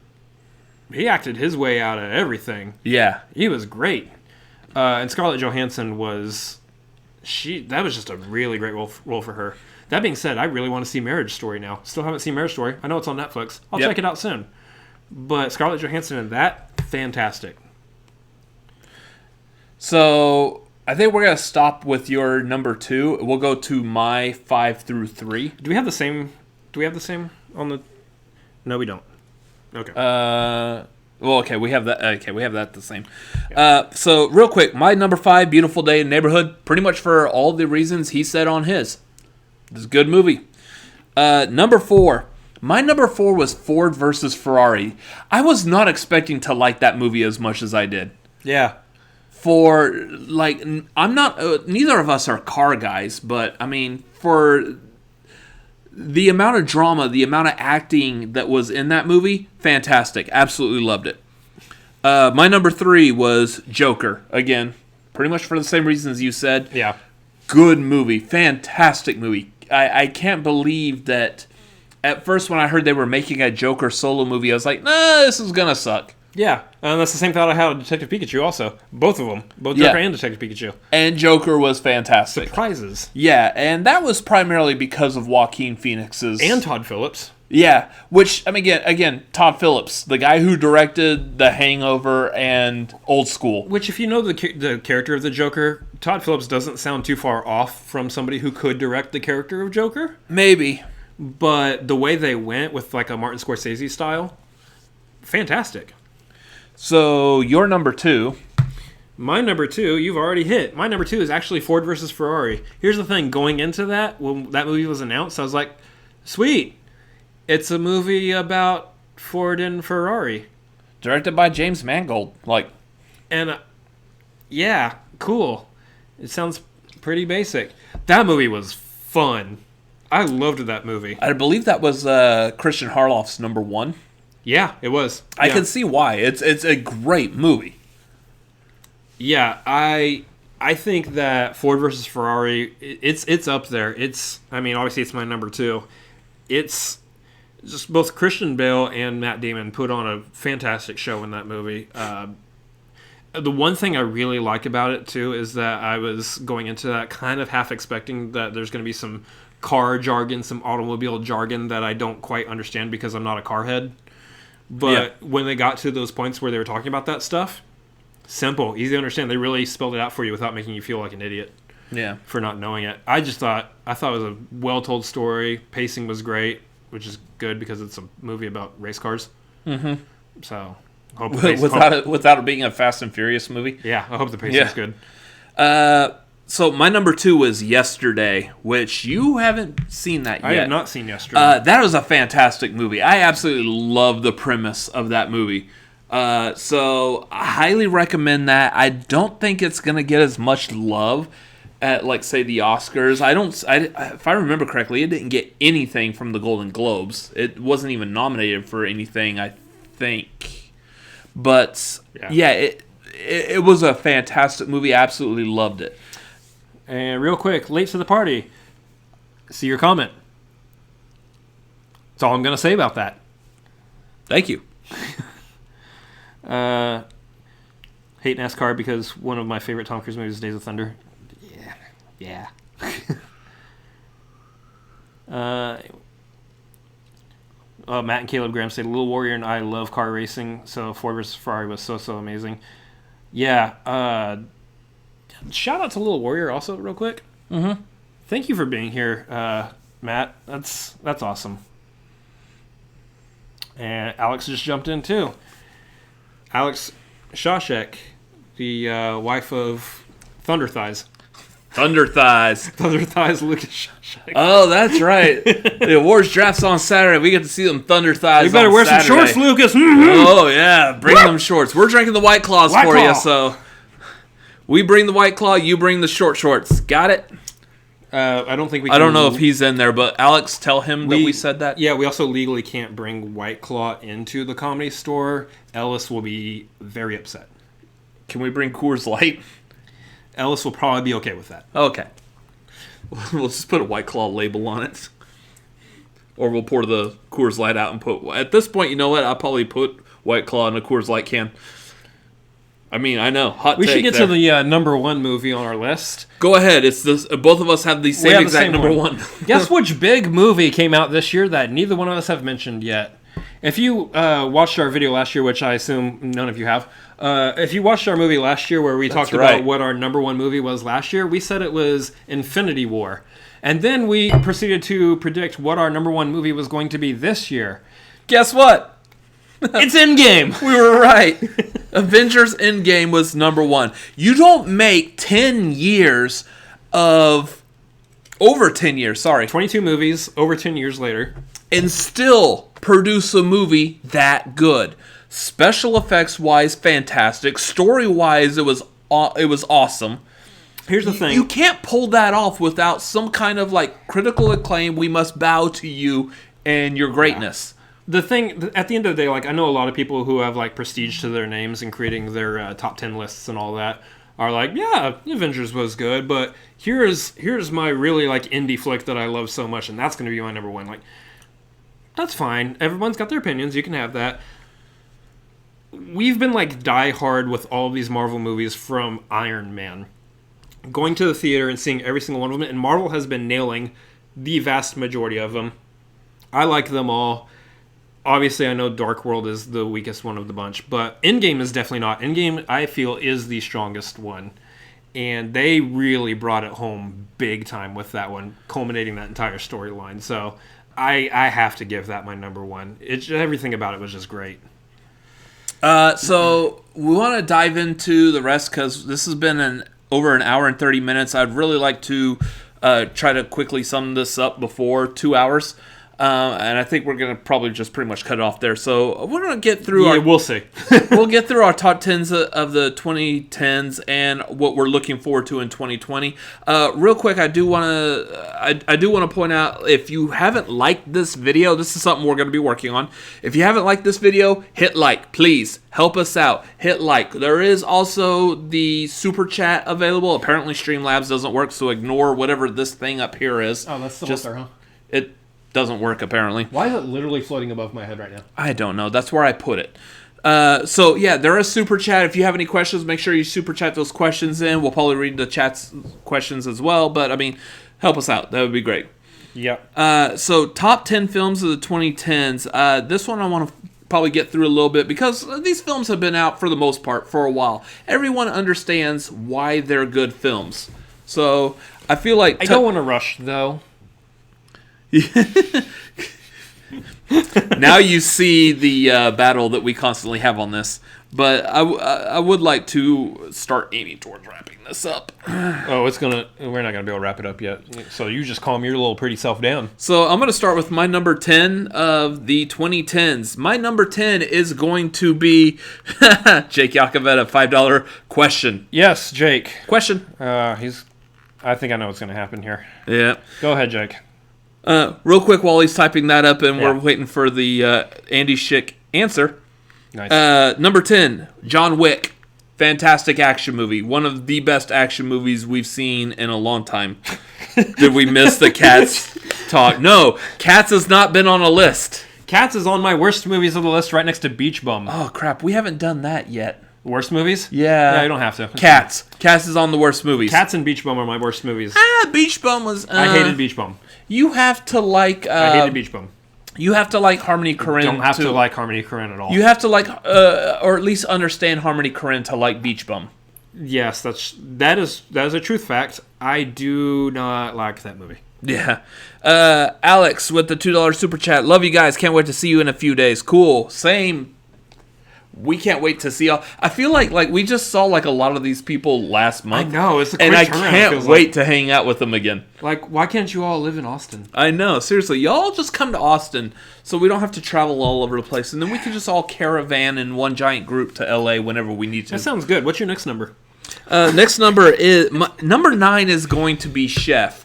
This is a movie I didn't watch till way later. And why did you watch it? Because you recommended it. I love to cook. I love food. This is shameful. And I'm really disappointed I had not watched this movie sooner. Because this is a movie, if you like food, watch this movie. This is a food... Don't watch it while you're hungry. This is a foodie's movie. Mm-hmm. He makes that pasta aglio olio for... don't ask me to say that again. He makes that for Scarlett Johansson in this movie. No. He makes that for Scarlett Johansson. I have since made it, and it is fantastic. I absolutely love that pasta dish that he makes. It is so good. So, yeah, I love cooking. Chef is my number 9. Number 8 was Get Out, Get Out, Get Out. All right, fine. You were just waiting for that one, weren't you?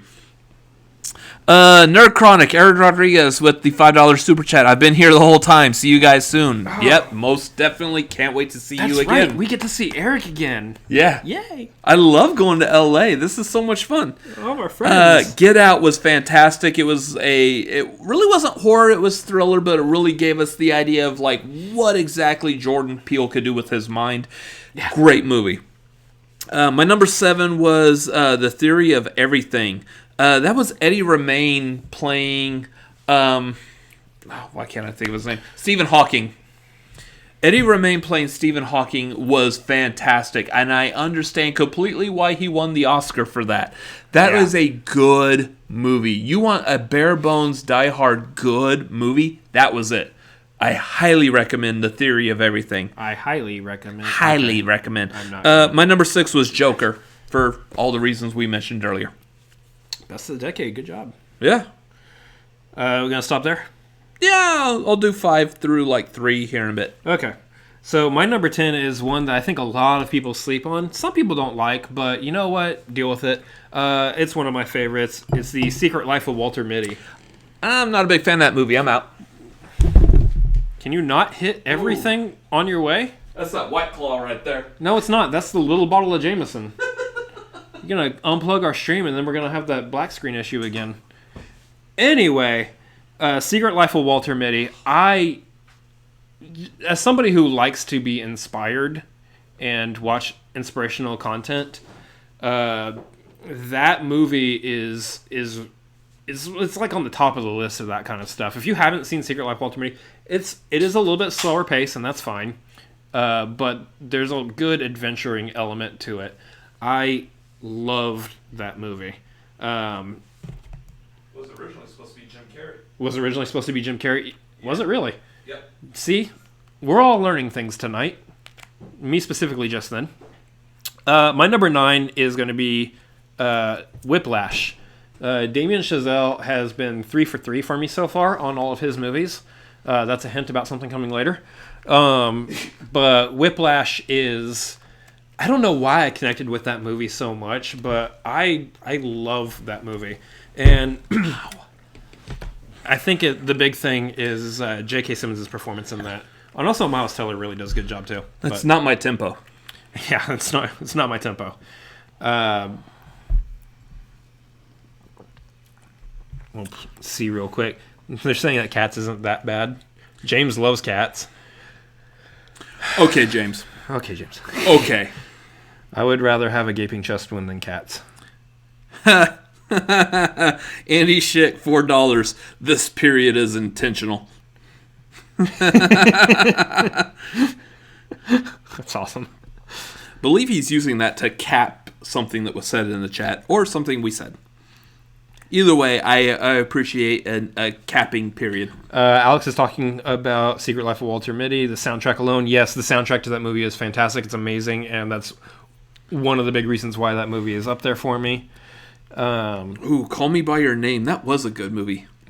The cinematography on Call Me By Your Name alone was gorgeous. Yeah. Okay, so it's the same reason I had Luca Guadagnino did Suspiria. I had that pretty high too. Yeah, I hate to disappoint you, Alex. Call Me By Your Name is not on my decade list, but yes, great cinematography.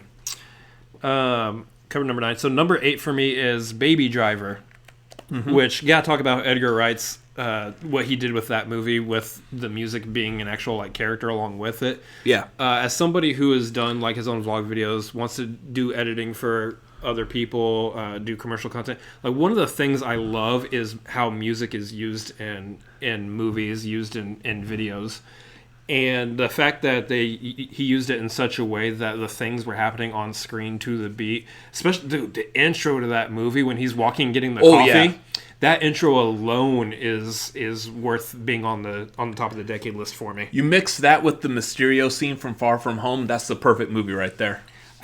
I'm not going to agree with that, but I like where you're going. I like where your head's at. I like where your head's at. I like what you're attempting. Yeah, Baby Driver, fantastic. Number 7 on my list is going to make several people on this chat very happy. I'm literally about to say, I don't know why you're. I'm literally about to say it's Warrior. Warrior is like I'm not into MMA. We covered the sports thing earlier. Dwalin, give me Kalinowski. Exactly. That's exactly that. Dude, stop getting up. You know, there's not much room in our apartment here. I mean, I can't help it. I'm a big guy. Anyway, Warrior is... You watched it more recently than I have. Yeah. It's another one of those movies I recommended to you to watch, and you watched it. What did you think of Warrior? Warrior was actually really good. It's definitely one that, now that I've seen what like the hype was about it, like why you like it, why essentially the Action Army, Team Action, specifically Drew and Ben absolutely love that movie. Yeah. I understand why. Now I want to go back and I want to watch it again and just let it really sink in. It's a movie that I feel like if I watch more, it really will become probably one of my favorite movies of all time. Jake is upset that I put it at number 7. Here's the thing. It's at number 7 on my top of the decade list, but honestly, it is actually one of my favorite movies. If you would like to take the hate off of him, Warrior is not in my top 10 of the decade at all. But which Cinefanatic brother do you like better? It has the possibility of... Save yourself. You know, if you like to just give all your super chats to him, that would be fantastic. You can do it the same exact way you've been doing it any other time you've given super chats. Pretty much, yeah. I'll just make sure he doesn't get any of the cut of it. Anyway, Warrior is one of my favorite movies ever, even if it is number 7 on my top of the decade list, just because I have weird standards for how I make my lists work. Yeah. Number 6 for me is another one of my favorite movies. It's one I've watched multiple times over. It's Moneyball. It's one that I don't see a lot of people giving a whole lot of love to. And I think, again, this is coming from a standpoint of not watching sports. That's one of those movies that it's like, as I've watched it over and over again... Jake. I'm not going to repeat it, but that was a good comment. It's one of those movies that, like I said earlier with Walter Mitty, it is super inspirational. It's the story of somebody who's like really going against the grain, trying to make something happen, and that fits for my life right now because I have to go against this man and try to make this channel happen. I'm the one who does like almost everything for Cinefanatics. Just kidding, you're correct. I have to go against a lot of what makes me comfortable right now to get my business and everything up and running. Yeah. But yeah, no, Moneyball just affects me on a deeper level. That's why it's on the list. Highly recommend if you haven't seen it. Yep. So back to me for number 5. Here's what's gonna happen. Number 5 is gonna be extremely controversial. I like musicals. I like feel-good movies. He likes this more than Warrior. Remember that. Thanks for pointing that out. Under the bus. Jacket. My number 5 of the entire decade, and I get this, I will stand by this opinion, The Greatest Showman. I absolutely love this movie. I love the feelings I have afterwards. I love how it makes me want to be a better person, how it makes me want to perform. I know. And I know what everyone's going to think and going to say. I'm going to stop that and squash it right now. The Greatest Showman is a fictional movie. Yes. Hugh Jackman is named after a real-life person who was a bit of a... What words can I say on this channel? His name is P.T. Flea. He was from Bug's Life. Yeah, no. P.T. Barnum was not a good person. I get that. He essentially manipulated people. He used slave labor. He used, just bad overall things. I know. I don't like the real P.T. Barnum. I like Hugh Jackman's fictional portrayal of P.T. Barnum. I'm out of White Claw, and it makes me sad. Yeah. Would you like some of this? This is pretty good. No, I'm good. I like the fictional portrayal of it. I love the music. They're going to make me cry in the chat here. Y'all are going to make me cry. Well, you'll find out later. Here's the thing. It's the actual same composers, writers of music. Yeah, same guys did the songs, guys. Who did La La Land. Guess what? You're still enjoying the same guy's work. This is going to come up a little bit later. I guarantee it. Yep. So I love Greatest Showman. Just all around. Ignore the actual history because it's a movie. It's not real. Separate real life from the movie of it, and it's really enjoyable. I rated it low when I first saw it, but after watching it and listening to the soundtrack, that soundtrack is fire, by the way. That soundtrack is amazing. Anyways, that's my number 5. Did I go on too long with that? Maybe a little bit. Number 4, The Big Sick. Oh, God, that's a good movie. I love The Big Sick. Oh, Big Sick. Yes. Yeah, Big Sick is great. Which, again, is another movie based on real life. This one I feel like is a little bit more truthful because one of the people that it's based off of actually stars in the movie. This isn't like P.T. Barnum starring in his own movie biopic. Not possible. This is Kumail Nanjiani starring in basically how him and Emily Gordon. Emily Gardner is the character's name in the movie. Yep, Gordon. Or something like that. Real life. Emily Gordon, how they met, and it's a fantastic movie. Watching this rise to fame as him as a comedian while dealing with this girl that he's interested in, who is having to be placed into a coma, and then how he interacts with the family. Just a gorgeous movie all around. I absolutely love that. That's a top 15 of the decade for me. That barely misses my top 10 list. Yeah. My number 3 is, again, probably another controversial movie given how everyone's opinion of it skews one way or another. Gar says with hot guy Camille, who's ripped for Eternals. Dude, I've seen those pictures and I don't agree. I don't like Kumail Nanjiani's face on that torso. Just doesn't no, it doesn't work. One of these things is not like the other. Number 3 is going to be Green Book, which... That was a good movie, okay? You know, take those opinions, any kind of social opinion norms out of it. It was a good movie. I liked it. It was another one of those movies that I left the theater and I felt good. Here's the thing to be said. I actually did enjoy Green Book also. The thing to be said, though, is we recognize that it wasn't completely accurate to the portrayal of Don Shirley. And I feel bad that we have to make caveats to these things too, but at the same time, the story as the movie portrayed it was a good story as the movie portrayed it. Mm-hmm.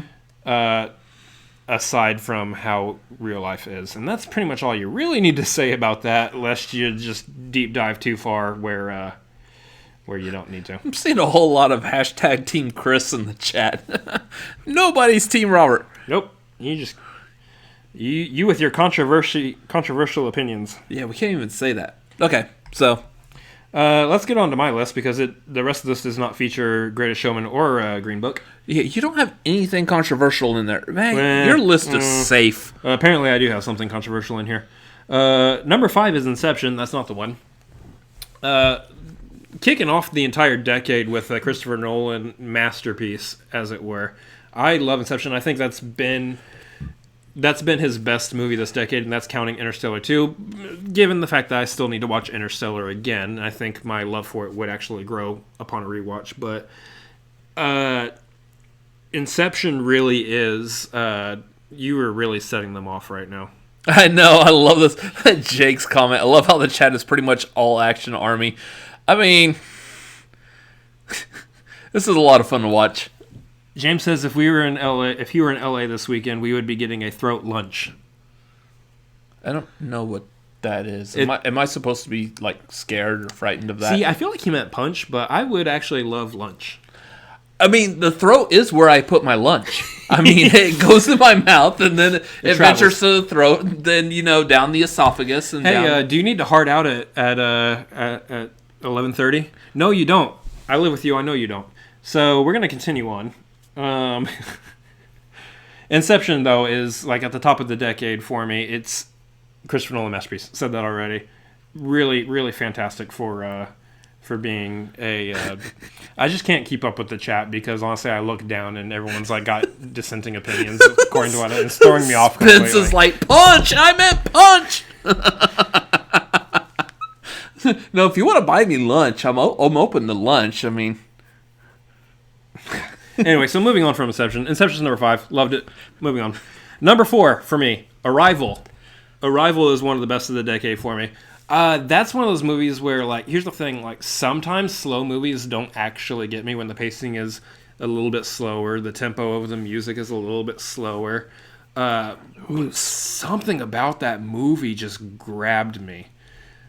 And it's the way they weave the story of, like, how time works in that movie and the interactions with the aliens and everything. Just something about that movie was really... If you haven't seen Arrival... Have a nice, calm night. Pour yourself a glass of wine. Light some candles. No, not in a romantic way. Just in a calm, peaceful way. Sit in the bathtub with a bath bomb. Sit in the bathtub. Honestly, yeah, maybe. And watch Arrival. Get some Epsom salts and just relax. You're taking this joke too far. Yeah. If you like a movie that has a good twist ending, because I like the twist of that. Yeah. And that was a good movie with a good twist ending. Arrival. It is a movie that I don't feel like should have connected with me as well as it did, but it did, and somehow it's ended up on number 4 of my top of the decade list. So that is saying something. I kind of like the divisive opinion Alex, over watch Arrival now. Well, wait till we're done, but then over Interstellar. Like, I've heard so many people say it's like one of the best movies ever made, and then I've heard people saying it bored me to death, and I still have not seen Interstellar. And I'm like, I don't know where to go with this one. Oh, yeah, that's true. Wanted to mention that Denis Villeneuve directing Arrival. Probably touch on him again. Yep, here in a little bit. His name will be coming back up again. His name will come up again. Jake, Arrival was boring as haha. Here's the thing. It's, it doesn't connect with everybody, but yeah, definitely connected with me somehow. Fudge? Is that what that word is? I don't know. Can I say that on the channel? You know what, Jake? Before the end of this video, we're going to get you to cuss in the chat. We already have. Anyway, let's go to number 3. So number 3 for me is going to be Endgame. It was the number 1 of this year for me. It's going to be number 3 on this list for me. For all the reasons we've said already. Endgame, Avengers, they nailed it. Which is funny because my number 2 of the decade is Endgame. Moving on. Oh, you skipped ahead there. What? Oh, no, you're right. Never mind. No, I'm doing it properly. So that was my number 2. Your number 2. My number 2 is Chef. You talked about that earlier. He really loved this movie. He's the one who told me that me, as a foodie, needs to watch this movie. That's why it's my number 2. It is like the best feel-good movie of this decade. I will die on that hill. I know PJ Campbell agrees with me. I had a nice chat with him on Twitter about it. Mm-hmm. He is not in the chat, but you know what? If he were here, he would be rooting. That's a good hill to die on. That was a good movie. I love Chef. It makes me want to open a food truck. Also, they came to Austin in that movie, and I know exactly where they were parked too. Oh, no, they came to... South Congress. Yeah, they came to South Congress. Yeah. That's where they parked, but they went to Franklin's Barbecue. Oh, yeah, they did that too. Which we've both been to. That's right. Franklin's is really good. It was just good barbecue. It is good barbecue. If you can afford to wait at 8 o'clock in the morning. No, 6. You got to get in that line like at 6 a.m. You can get in the line at 8 and you're fine. Anyways, so my number one... Best barbecue of the decade. Of the entire decade... And I've watched this movie. I probably watched this movie maybe about 3 times a year. This is easily becoming one of my favorite movies ever. Was The Wolf of Wall Street. What? I'm not a huge Martin Scorsese fan, but that was a good movie. Yeah, I know. For some reason, a lot of Scorsese stuff I just don't like. Maybe I like comic book movies too much. I don't know. But you like theme park attractions too much, is what you're saying. Guilty. But Wolf of Wall Street was a good movie. I absolutely love that movie. All the acting, the performances in it are all top notch. I think that was one of the first ones where Jonah Hill did something outside of, like, say, Superbad or any other like like the frat boy comedies that he had been known for up until that time. Moneyball. Moneyball was the one he won the award for, wasn't it? One of those two. It's late. I can't recall that information right now. I love The Wolf of Wall Street. If you haven't seen it, I really recommend it. But yeah, that's my number one of the decade. Malcolm says Chef is on Netflix in New Zealand. Honestly, it was on Netflix here in America also, and that's the reason why I saw it. I was just randomly scrolling through Netflix, and I was like, you know what? This sounds interesting. I'll put this on. He made a chef, Jon Favreau made a chef like TV series on Netflix. Go watch that too. Late to the Party mentioned it earlier. It's definitely one I actually want to check out. Is that? But yeah, I just randomly stumbled across the movie on Netflix. Best random movie I've ever turned on. Just randomly. That being said, I am in the middle of watching Ratatouille right now because I've never watched that. And again, I like cooking. And so far, I'm enjoying it. You know which cooking movie I don't recommend? We're not doing this for the live stream, but still, is Burnt. I was burnt by that movie. I've heard that before. It was just, I really don't even remember anything from it. And I know I watched it, but it's not what Chef was, and Chef was great. My number one movie. You guys mentioned it in the chat earlier. Guess what? It's La La Land. Suck on that. Here's my surprise face. Look, I connect with... Here's the thing. This has alcohol in it. Sure it does. That's why it's my surprise face. I connect with La La Land mostly because I am one of these dreamers that they're talking about who's trying to start his own business, who's trying to make things happen in his life. We're running this YouTube channel. I'm dreaming of... Would you shut up? I'm dreaming of refilling this glass. Jake, guess what? He almost made me cuss. Yeah, knock the table again. I try not to. No, but break down right now on camera in front of everybody. Anyway, honestly, like, here's the thing. La La Land is literally, like, my favorite movie this decade. I saw it... The first time I saw it in the theater, I was kind of like, I don't know if I like the way this went by the end of the movie. I'm not going to say it because I don't want to spoil any of these movies, to be honest. But I decided to go see it again. And on my second viewing, I was like, you know what? I love this movie. And you know what? I don't care if there's people out there who are like, La La Land is terrible. It's awful. Like, I don't care. By the way, La La Land is terrible. It's awful. He's one of them. He is literally one of them that does not like La La Land. Guess what? I don't care. I love that movie so much. It is one of my favorite movies ever, honestly. And just because of the story and how they convey it. I know it's like more of like LA life, really, than it is like anywhere else. But just the whole, like... I've talked about this earlier. Just the inspirational side of it. It just reaches me. And I loved both Ryan Gosling and Emma Stone in it. I don't know what that was. Why do we have a YouTube channel? Apparently, I'm doing my impression of a horse all of a sudden. You look at your list. I'm going to see what people are saying about my terrible opinions. Let's see, where are we at on this? Yeah, we're good. Yeah, we're at 2 hours. We're going to finish this still. So here's the thing. Luckily, we're going to go through the most anticipated movies of 2020, and That's not gonna because take long. these movies haven't been released, we really don't have much to say about them. Not going to take long. So I'm going to kick it off real quick. Starting at number 10, Fast and Furious 9. The fact that this is at a 9th entry. Oh, we're bouncing back and forth because we have different ones on this. Yeah. So the fact that we're at the 9th entry in this movie franchise is still pretty good. I'm still highly entertained. I'm loving this franchise. That's amazing. Yeah. My number 9, Mulan. That looks really good. That is easily going to be the best Disney movie ever. Only 3.5 hours to go. We can do it. We're not going to. I'm staying positive. We can do it, but we're not going to. No. My number 8, Black Widow. About dang time we get a Black Widow solo movie. Now that she's dead. Spoilers. Oh, ooh. God, man. Number 7. Okay, this one's going to sound weird, but I'm going to back it up with some context real quick. And I don't even know if this was absolutely 100% confirmed for this year, but my number 7 is Venom 2. Venom. It's probably going to have some kind of weird subtitle to it, but 1, Andy Serkis is directing. Yeah. 2, the enemy is Carnage. Carnage is quite possibly one of my favorite Spider-Man villains ever. But it's Woody Harrelson in a I McDonald's know, wig. that's the downside. That's the only thing I hate about it so far is The one saving grace of that for me right now is Andy Serkis. Woody Harrelson's a good actor. I don't like him as Cletus Cassidy. No. No, and it looked terrible. If they did it back in the day, it should have been Jim Carrey, but that's another conversation. No. Back in the day. No.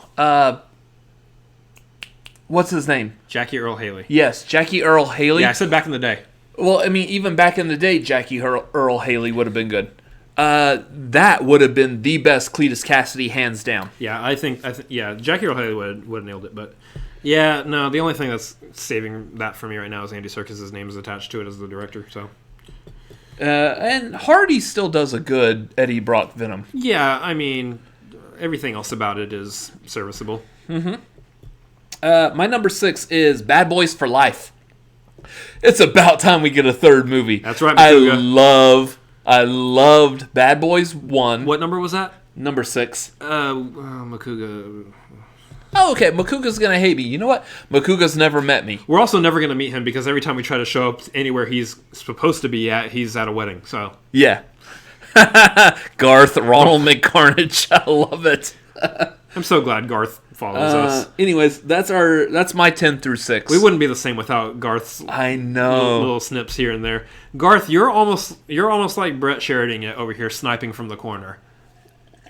That's a big compliment. I'm gonna actually. call it out right now. At some point, sometime, we need to get Garth on some kind of a show with us. If we're able to go to the Boston live event, which I don't know right now if we can. Yeah, I've been to Boston before. It's a great city. It's likely a no, but we'll see. You did 10 through 6. Yep. So, my number 10 movie that I'm looking forward to in 2020, Sonic the Hedgehog. I have a reason for this. Hold on, let me do my best impression of my brother. Yeah, let them see your white freaking legs. Yeah, I have bright white legs. You didn't think this one through, did? Wow, they are. I get zebra stripes. Those things are overexposed. Put your leg down. You're blinding everybody. Your mom's overexposed. My mom's not even here. We have the same mom. Yeah, that's true. Oh. Anyway, Sonic is at the number 10 of my list of fortune. Here's the thing. Everybody who complained about the way Sonic looks, and this is definitely my standpoint on this, you need to go see Sonic. Flat out. If you complained about the way Sonic looked in that first trailer, you have to go see Sonic.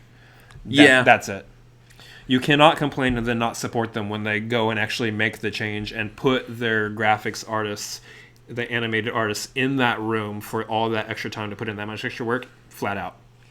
So, yeah, Sonic is at the top of my list just mainly because I want to very much support the people who put all the extra time and effort trying to make that happen upon the fans' quote-unquote request.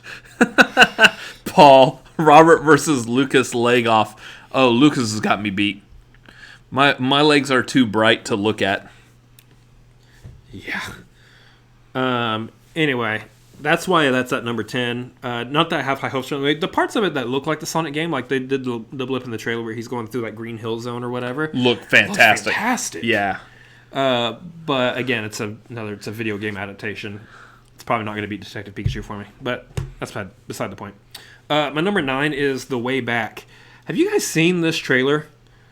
Ben Affleck is down his luck. I guess he was like dealing with like a drug issue or something.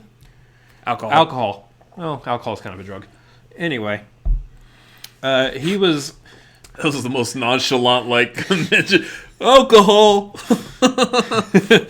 Anyway, this looks like a really good, just like kind of like a pick you up movie, at least by the end of it anyway. He's turning his life around. A good underdog story about somebody who's battling through their issues in their life.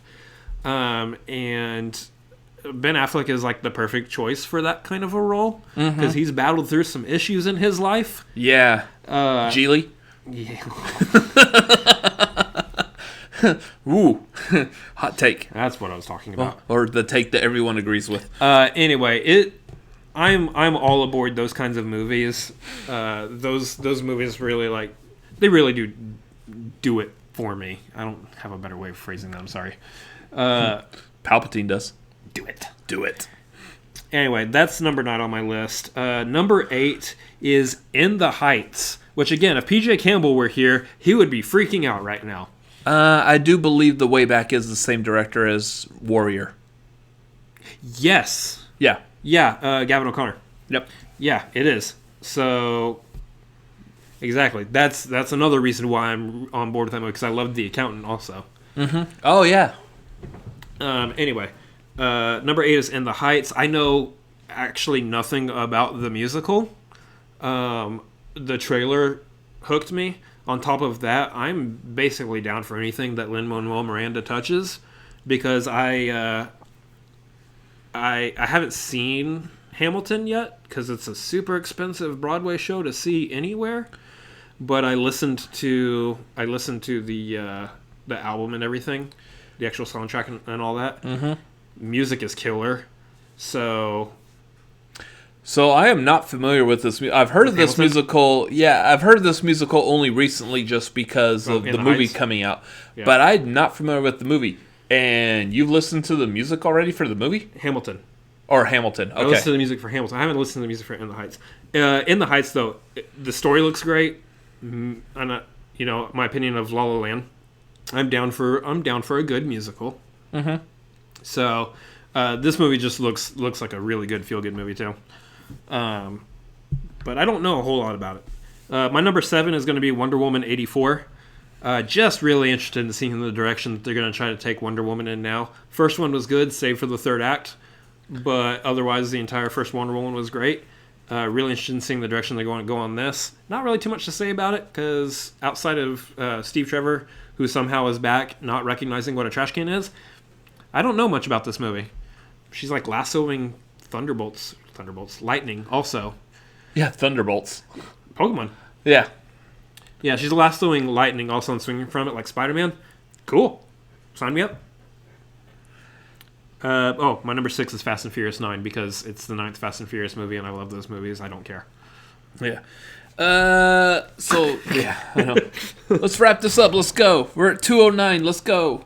My number 5, Top Gun Maverick, because I love Top Gun from the 80s. That's my number 5 also, so we'll just get that out of the way. Oh, okay, cool. That's going to be a good movie. Yeah, it's Top Gun. It's Top Gun. What's your number 4? Key. My number 4 is also music related. Would be Bill and Ted Face the Music. I am eager to see what's going to happen with Bill and Ted now. They're old now. Yeah, exactly. And that's the thing. They haven't aged. Well, Keanu Reeves hasn't aged. Bill Keanu Reeves hasn't aged. Yeah, Keanu Reeves. Ted hasn't aged. No. Alex Winter has aged a little bit. He's seen some stuff. Yeah, and I'm eager to see what they're going to do this time because I know their kids are involved. I don't know why I did kids like that. I mean, it is their kids, but it's not like that's coming into question. I don't have any insider information. What's your number 3? My number 3 is Coming to America. Here's the thing. I'm both looking forward to this and apprehensive. Because Coming to America is one of the most perfect comedy movies from the 80s. I don't feel like you should be touching this again. Yeah, but gotta be honest, Eddie Murphy's on an upswing now. Now that I've seen, was it My Name is Dolomite? From Dolomite is My Name. Dolomite is My Name. Got it backwards. I talk like Yoda. You did the exact same thing Christian did on one of the SCNs. He did that too. I did the Yoda thing. I said it backwards. And then his SNL. SNL where he brought back a lot of his SNL characters. Literally the funniest SNL that they've had in a while. It was, and I'm so looking forward to Coming to America now because I'm really wanting to see what they're going to do with Prince Akeem. Anyways, that's my 5 through 3. 5 through 3, we already covered Top Gun is for me. Number 4 is Godzilla vs. Kong, which here's the thing. Godzilla, King of the Monsters, nowhere near my top 10 for this last year. It was rough for me. The first Godzilla, the 2014 Godzilla, I actually really enjoyed despite Godzilla not having a whole lot of screen time. But this one, come on, Godzilla vs. Kong. This is classic movie stuff right here. A classic movie rivalry we get to see on the big screen again. Mm-hmm. Sign me up. It's going to be some good popcorn flick action happening here between the two of them. So yeah, I mean, I'm all on board with Godzilla vs. Kong. I assume that movie is coming out this year. I know it got pushed to November, I believe. We'll see if that is the case, if it's staying there, I think. It could end up with another New Mutants or Alita where it gets... Or Godzilla vs. Kong. I guess Sonic and Skip. What are you really... Rude? Disrespectful, man. Anyway, it could get pushed like Sonic also. But that's number 4. Number 3, I cheated on, and I fully admit, and I don't care. It is Eternals and Black Widow, because they're both Marvel properties. I'm looking forward to both about equally. The difference between them is that we have a trailer for Black Widow already, but we also have Kumail Nanjiani's abs, so I think it evens out, basically. He's not paying attention to me anymore, otherwise he would have laughed at that. I get it. Kumail Nanjiani is my spirit animal at this point. No, he's not. No, he's not. Anyway... Eternals and Black Widow are both on top for me because, I mean, here's the thing. It's Marvel. They're proven. At this point, they could do a whole movie about a blender being thrown down some stairs or something, just random whatever. Blades of grass growing, I don't care. I'd go to the theater and watch it, and I'd stay after the credits, too. So, yeah, both of those hit my number 3, especially because I want to see what they do with Black Widow post her death. Yeah. So, what's your number 2? My number 2 is going to be Ghostbusters Afterlife. Because, please, God, someone make a good Ghostbusters movie now. Here's the thing. The 2016 Ghostbusters, and this is a controversial opinion, was better than it should have been. But it was still pretty bad. It wasn't the best movie, but it was better than it should have been. And that's my only opinion on that movie, really. Andy Schick, if anyone here hasn't seen Stuber, you should. We've seen Stuber. We went to... it wasn't really the premiere. It was a... they called it a work in progress because they debuted it at South by this past year. There was some special effects work in that movie they didn't complete yet. Yeah, and the credits and stuff hadn't been done. But we saw Stuber at that point. If you actually go... Was it the Stuber Twitter page that they made? Something like that. Or Kumail Nanjiani's Twitter page, I don't know. Yeah, if I know it was on the Stuber one for sure. If you go to Stuber's Twitter page and look back to March of 2019 when they did that viewing, Kumail Nanjiani and Dave Bautista did a giant group photo with everyone who was in the theater. Mm-hmm. You can easily see us right there next to them, pretty much. They're like, hey, everybody, come take a photo, and we rushed that stage so quickly. Yeah, so you can see us in the photo. So we have a photo with Kumail Nanjiani and Dave Bautista. Look at us somewhat dropping names terribly. People we've never met, and we're just behind them. Still haven't really met. Anyways, yeah, that was funny. I like that picture. He didn't like Stuber. I thought it was basically enjoyable. Yeah, It was a good run of the mill comedy. It was a very basic buddy comedy. Yeah. So that was my number 2 was Ghostbusters. And we just lost Andy Schick. Bye, Andy. Yeah. I'm just kidding. What was your number 2? Number 2 for me is Dune. Here's the thing. Denis Villeneuve, that cast, sci-fi, I hadn't seen Dune before, nor have I read the story. Okay. It's a hot take. Is it? Yeah. That I'm looking forward to Dune? No, that you haven't seen the original Dune. Yeah, kind of. Here's the thing. I have missed movies that I should have seen already. That's going to be on that list. Just, it's there. But... By the way, follow me on Letterboxd and feel free to call me out on that one. Yeah. Anyway, I am looking forward to it, though, because, again, Denis Villeneuve and that cast and sci-fi, just high... I can't even think of the words anymore. It's about time for that for the end of the stream just to affect me like that. I can't think of words, but just a high level sci-fi. I'm into it. I guess it's the same as like Interstellar in that case, like the same level of sci-fi happening. It's a highbrow sci-fi movie. Yes, that'll work. Anyway, yeah, definitely looking forward to Dune for the few reasons that I already mentioned. So, my number 1, you've already mentioned it. My number 1 that I'm looking forward to is Wonder Woman 84. Again, why that's your number 1? I understand how hard it was to get a Wonder Woman movie off the ground to begin with. And again, like we were saying, other than the third act, or the end really, or just the major villain, that movie was fantastic. And it was much better than I had even hopes of dreaming that Wonder Woman would be. So I'm eager to see what they can do with it now. Now that it's been a while since that movie came out, I feel like they found their footing with where they want this Wonder Woman to hit. I feel like they've probably heard, because the whole idea of like the third act being bad seems to be a lot of people's opinions. Yeah. And I think that Patty Jenkins, the director, may have heard that by now and is able to make adjustments. But see, the thing is I'm not... I'm one of those... I'm not quite certain if that third act was mostly her decision or if that was like one of those where the studio's like, yeah, no, it has to go like this. I don't know. And that falls back into place. So I want to see how Wonder Woman 84 turns out just because I want to know the direction that DC's trying to take all these movies now. And that's going to be a big one since that's been one of their big ones. My number 1 is Tenet. You heard my opinion on Inception, and my opinion on Christopher Nolan as a whole is I love him, and he's one of those directors whose name sends me to the theater immediately. Yep. I will attest to this. The trailer for Tenet will send me to the theater immediately also because I don't know what's happening in it, and I'm okay with that.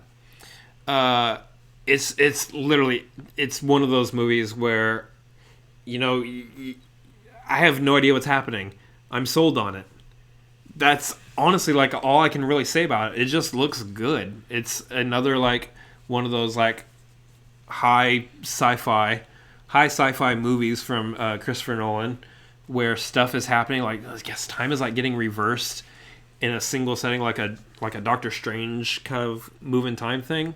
I don't know. It looks fantastic.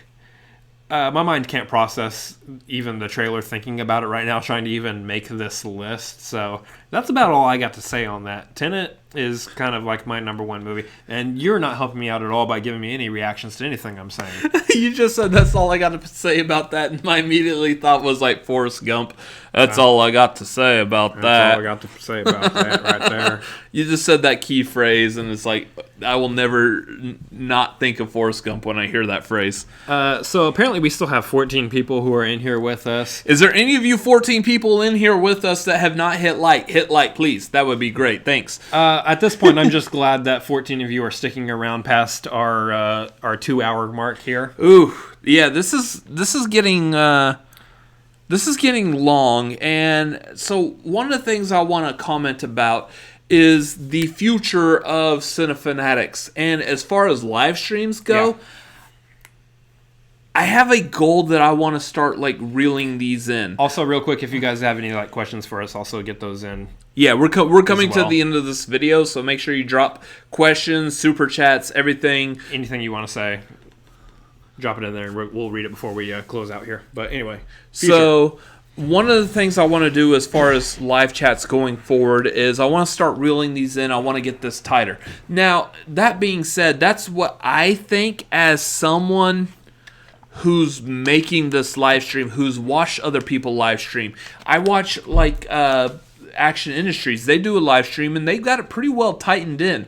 They still manage to make it entertaining. They talk about what they want to talk about and they keep it within that hour, given the whole thing that when they hit the hour mark, they ask like, hey, if you want us to go for another like 15, 20 minutes, I want to see like another $10 dropped in the super chat type of thing. I'll be honest with you guys, I don't feel like I'm in a place where I want to ask that of people right now. Like they're perfectly fine to do that. I completely respect those guys and how they run their live stream. I don't feel like I'm in that place yet where I want to ask people like, "Hey, give us money and we'll go longer." Yeah, that doesn't feel right for me right now. Here's the thing. In regards to that, I just want some flat out, just straight feedback. It doesn't have to have super chat attached to it. Please don't feel obligated. Compelled or yeah, that's a good word. Please don't feel obligated to attach a super chat to this, but when we've done this is going on almost 2.5 hours long. I know the both of us absolutely love hanging out with all y'all, whether it's on a super chat, whether it's on a live stream, or whether it's in person. Every time we've gone to do anything like, say, let's focus on, say, Schmoedown. Mm-hmm. Anything Schmoedown related, I want to like sit there and like talk to people for a while. I feel like we're one of the last people when we go to like the after party. We're one of the last people to leave because I just want to talk to everyone, which is funny because I'm super introverted. Yeah, but there's something about getting out and just being able to hang out with people that you don't get to see regularly. And here's the thing: we actually get to see you guys regularly because of all the different streams and everything that we hang out with each other on at this point. But we're not like... So we got a $5 super chat from Denuzo saying go longer, and then Jake Yakavetta $10 to shut the up. Anyway, thanks for the $10, Jake. We're not going to. So that's what I want to know. Do you mind these like kind of like you're just hanging out with us type of live streams? Let's just sit here and talk. If it happens to go 3 hours, do you like that? I mean, we have the time at night for the most part when we set these up. We're planning ahead, and so therefore our night's clear. Do you enjoy these long live streams, or do you as a viewer prefer a more tight-knit live stream? Let's get to the point. Let's talk about the thing we want to talk about, and then everyone move on with their lives. Here's the thing. We both like hanging out with everybody. We love chatting with everybody in the chat. I know you are the type of person that likes to, let's get in there, let's get the things done, let's stick to our time frame, and let's move on. And to a degree, I am actually that way also. I want to have a plan, and I want to be able to execute that plan accordingly. But at the same time, I don't want to like drone on and on like I feel like I'm doing right now, keeping everybody a lot longer than say otherwise. I like to get in and do that stuff. Anyway, now that you've drawn that out way too long, just you know what, deal with it. You guys, thank you for being here. So going forward, what we want to do is Cinefanatics as a whole is going to continue doing trailer reactions. Yep. Because anyone who's running a YouTube channel that is even slightly movie related, needs to be doing trailer needs reactions. to be doing trailer reactions. That is a small nugget. It feeds to the general masses. It's how you get people in. It's a good way to get people to know you, your opinion, your personality. Movie trailer reactions are fantastic, and I highly recommend that to any channel. And again, I want to start trying to I feel like I want to help support like a growth of the Schmoedown reactor after show community. Yeah. And this is going to be the first thing I say to anyone. You need to make trailer reactions the highest of priorities. Sure, do Schmoedown related content. Here's the thing. Perfectly fun. Go over to the Schmoedown Entertainment Network YouTube channel. Right now they're at 305,000 Roughly. subscribers. That's 305,000 subscribers. That's a huge number. That's not much in YouTube. That is still pretty small in YouTube numbers. And I know we're a little over 1,000. I'm impressed by us hitting a little over 1,000. Christian talks about it. The Schmoedown still has a very long way to go. There's a long way huge to grow amount of also. growth. I want to be impressed by the Schmoedown hitting 1 million subscribers, which it will. It will, absolutely It will, but it needs that growth. So the thing is to grab that growth, to be able to boost your numbers, if you're doing just Schmoedown content alone, again, you're grabbing a small percentage of that 305,000 subscribers. You need to grab the growth of everyone that's available to look at YouTube who are going to want to watch trailer reactions. Yeah. You do a trailer reaction to, say, Joker. It's just randomly 60,000 people will watch it. Just random, like out of nowhere. For some reason. Read the analytics, learn how to tag the videos, make Yeah. sure you're doing everything you can right. So that's one of the things that we really want to do is like we really want to like be as big of a help as we can to others also, because I know that there's a bunch of people who are part of our fellow Schmoedown Reactor family who are trying to reach that 1,000 number too, so that they can also get super chats. Everybody deserves super chats. Everybody gets super chats. I know Streamlabs is out there too, which is a really big help for people who Haven't hit that 1,000. who haven't hit that 1,000 yet too. I think it's like 1,040,000 hours of viewers. So that's the thing. So talking a little bit on about that, but that's our main bread and butter on this channel. We're going to continue doing trailer reactions as much as possible, just because that's been so beneficial for us, and we realize that now. We're also going to continue doing reviews for all the movies that we get to see. Hopefully, I think the goal is always do more reviews each year following that you've done the year before, because that means we're growing. We're able to see more movies, hit more of those opening nights, and hopefully someday we get to more premieres and are able to get we screenings get critic and stuff. screenings. Yeah, That would be nice to be able to hit that someday. But for this year, I think we want to hit more reviews than we've gotten this last year. So speaking of critic screenings, kind of behind the scenes, one of the things that we're working on is we're wanting to make more connections in this YouTube space. Yeah. There are other YouTubers that we are aware of that are in the Austin area. That right off the bat, we want to make connections with them. Not only because, like in a couple of them, I've already been a fan of their content before I even knew they were in Austin. Yeah. There was one in particular. I was at my work, my normal job, my 9 to 5, whatever, and someone came in and told me, after I had like casually mentioned I'm a YouTuber, they told me about their friend who I had already been following, that's also a YouTuber, and I was like, wait, they're in Austin? And yeah, so I want to make these connections. I want to be able to grow this channel through a group of people, and I know that's something else that you have planned for essentially like overall Method Living Productions, is to grow a community, particularly here in Austin, just because That's where we're at. it's great to be local. That's where we live. But to grow this community of people who are into video, into filming. So Method Living Productions aside, Yeah. Cinefanatics, I want to grow channel-wise connecting with these movie channels. The nice thing that we're already in a position of here is that we're able to connect with these other channels like Call to Action, like Dedicated to Art. Yes, it's Dedicated to Art. That's what D2A stands for. Dedicated to Action. Yeah. Then they're like Take 3, all these other reactors, these after show channels. This is a huge community that we're already building. And the nice thing is at this point where the Schmoedown is, because that's where we're all commonly tied to, as the Schmoedown grows, so will our channels. But you need to be able to reach beyond just Schmoedown content. And I think that's something I want to grow into. Yeah. So, like, we're covering all the stuff. Paul the Newso. Who? We're covering all the stuff that we've been doing on this channel. We've been doing the reactions, the reviews, all the stuff that's it's gotten us to where we're at. We're obviously going to continue doing Schmoedown reactions. Great thing this year is that there's even a chance that we're going to do a reaction of a video that we're actually in. So that's somewhat different. I mean, there's one that we did last year, but which, if you've seen our reaction to Family versus Only Stupid Answers, we have some ideas.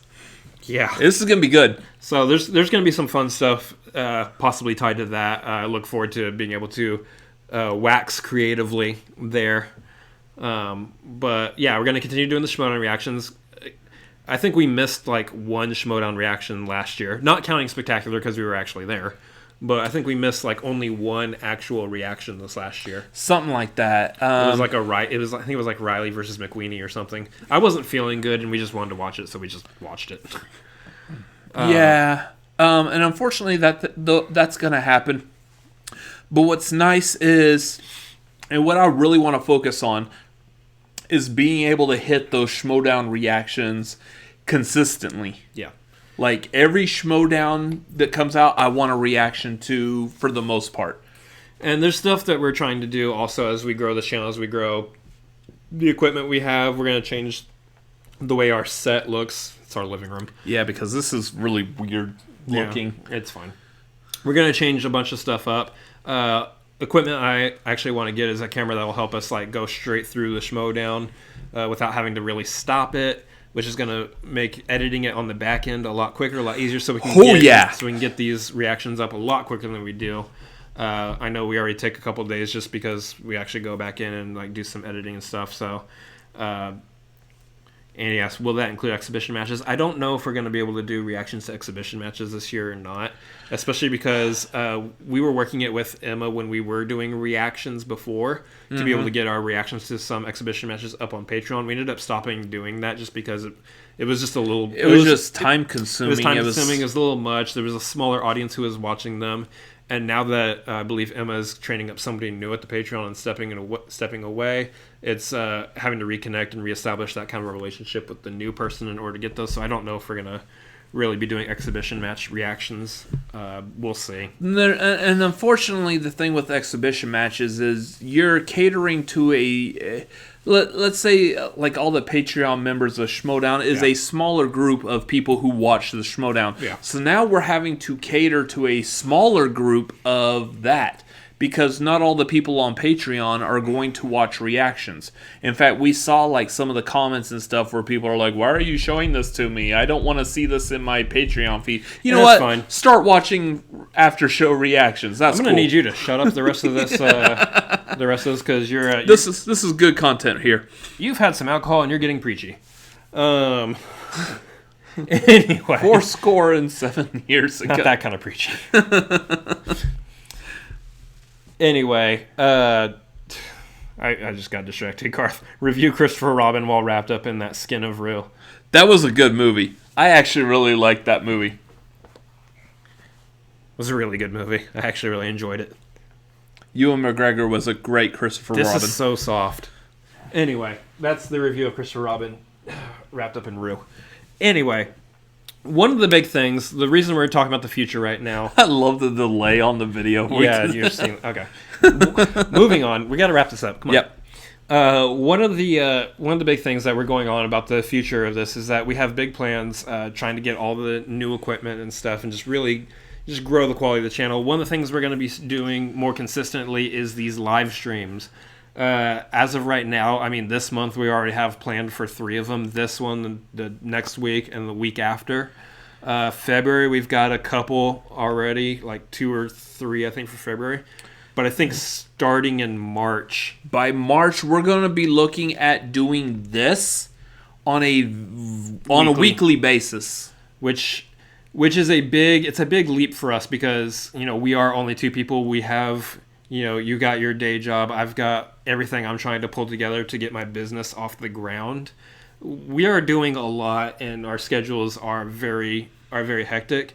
So one of the big things for me in 2020 is getting back into the creative and just going for it. And watching all these guys, like we talked earlier, Roxy, Coy, Roca Riley, really jump forward on their stuff immediately is so inspirational, especially for us who are definitely considered smaller creators on the YouTube platform. That is a huge thing for me, and so I'm wanting to step forward and start doing things even if I'm kind of nervous about it or I don't feel fully confident in it yet, just because if you're waiting to feel really good about something or waiting to feel super confident about something, you'll never get it started because you'll always be scared to start. And so one of the things is it possible for us to be consistent with live streams weekly? I think it is. We just have to do it. Yeah. So it's going to come down to better planning, better organization, because I work a 40-hour-a-week normal job, and pretty much right now the way it stands is if I'm not at work, I'm working on Cinefanatics stuff. If you see me in the chat of your live stream, for example, I'm going to call out call to action. If I'm in your live stream chat, I'm working on Cinefanatics stuff while I'm watching you. It never stops. It is going to be constantly growing, and I'm not complaining at all whatsoever. I absolutely love this. Yeah. I love the ability to continue to work on this, to feed on this. I will actually say one of my greatest joys of this entire channel, which sounds really weird, is working on thumbnails. Because thumbnail, I don't have to listen to the video playing. Mm-mm. I can just put on some music, kick back, relax, and let my creative freak flag fly. I can't talk. But I'm able to create those thumbnails, and I absolutely love it.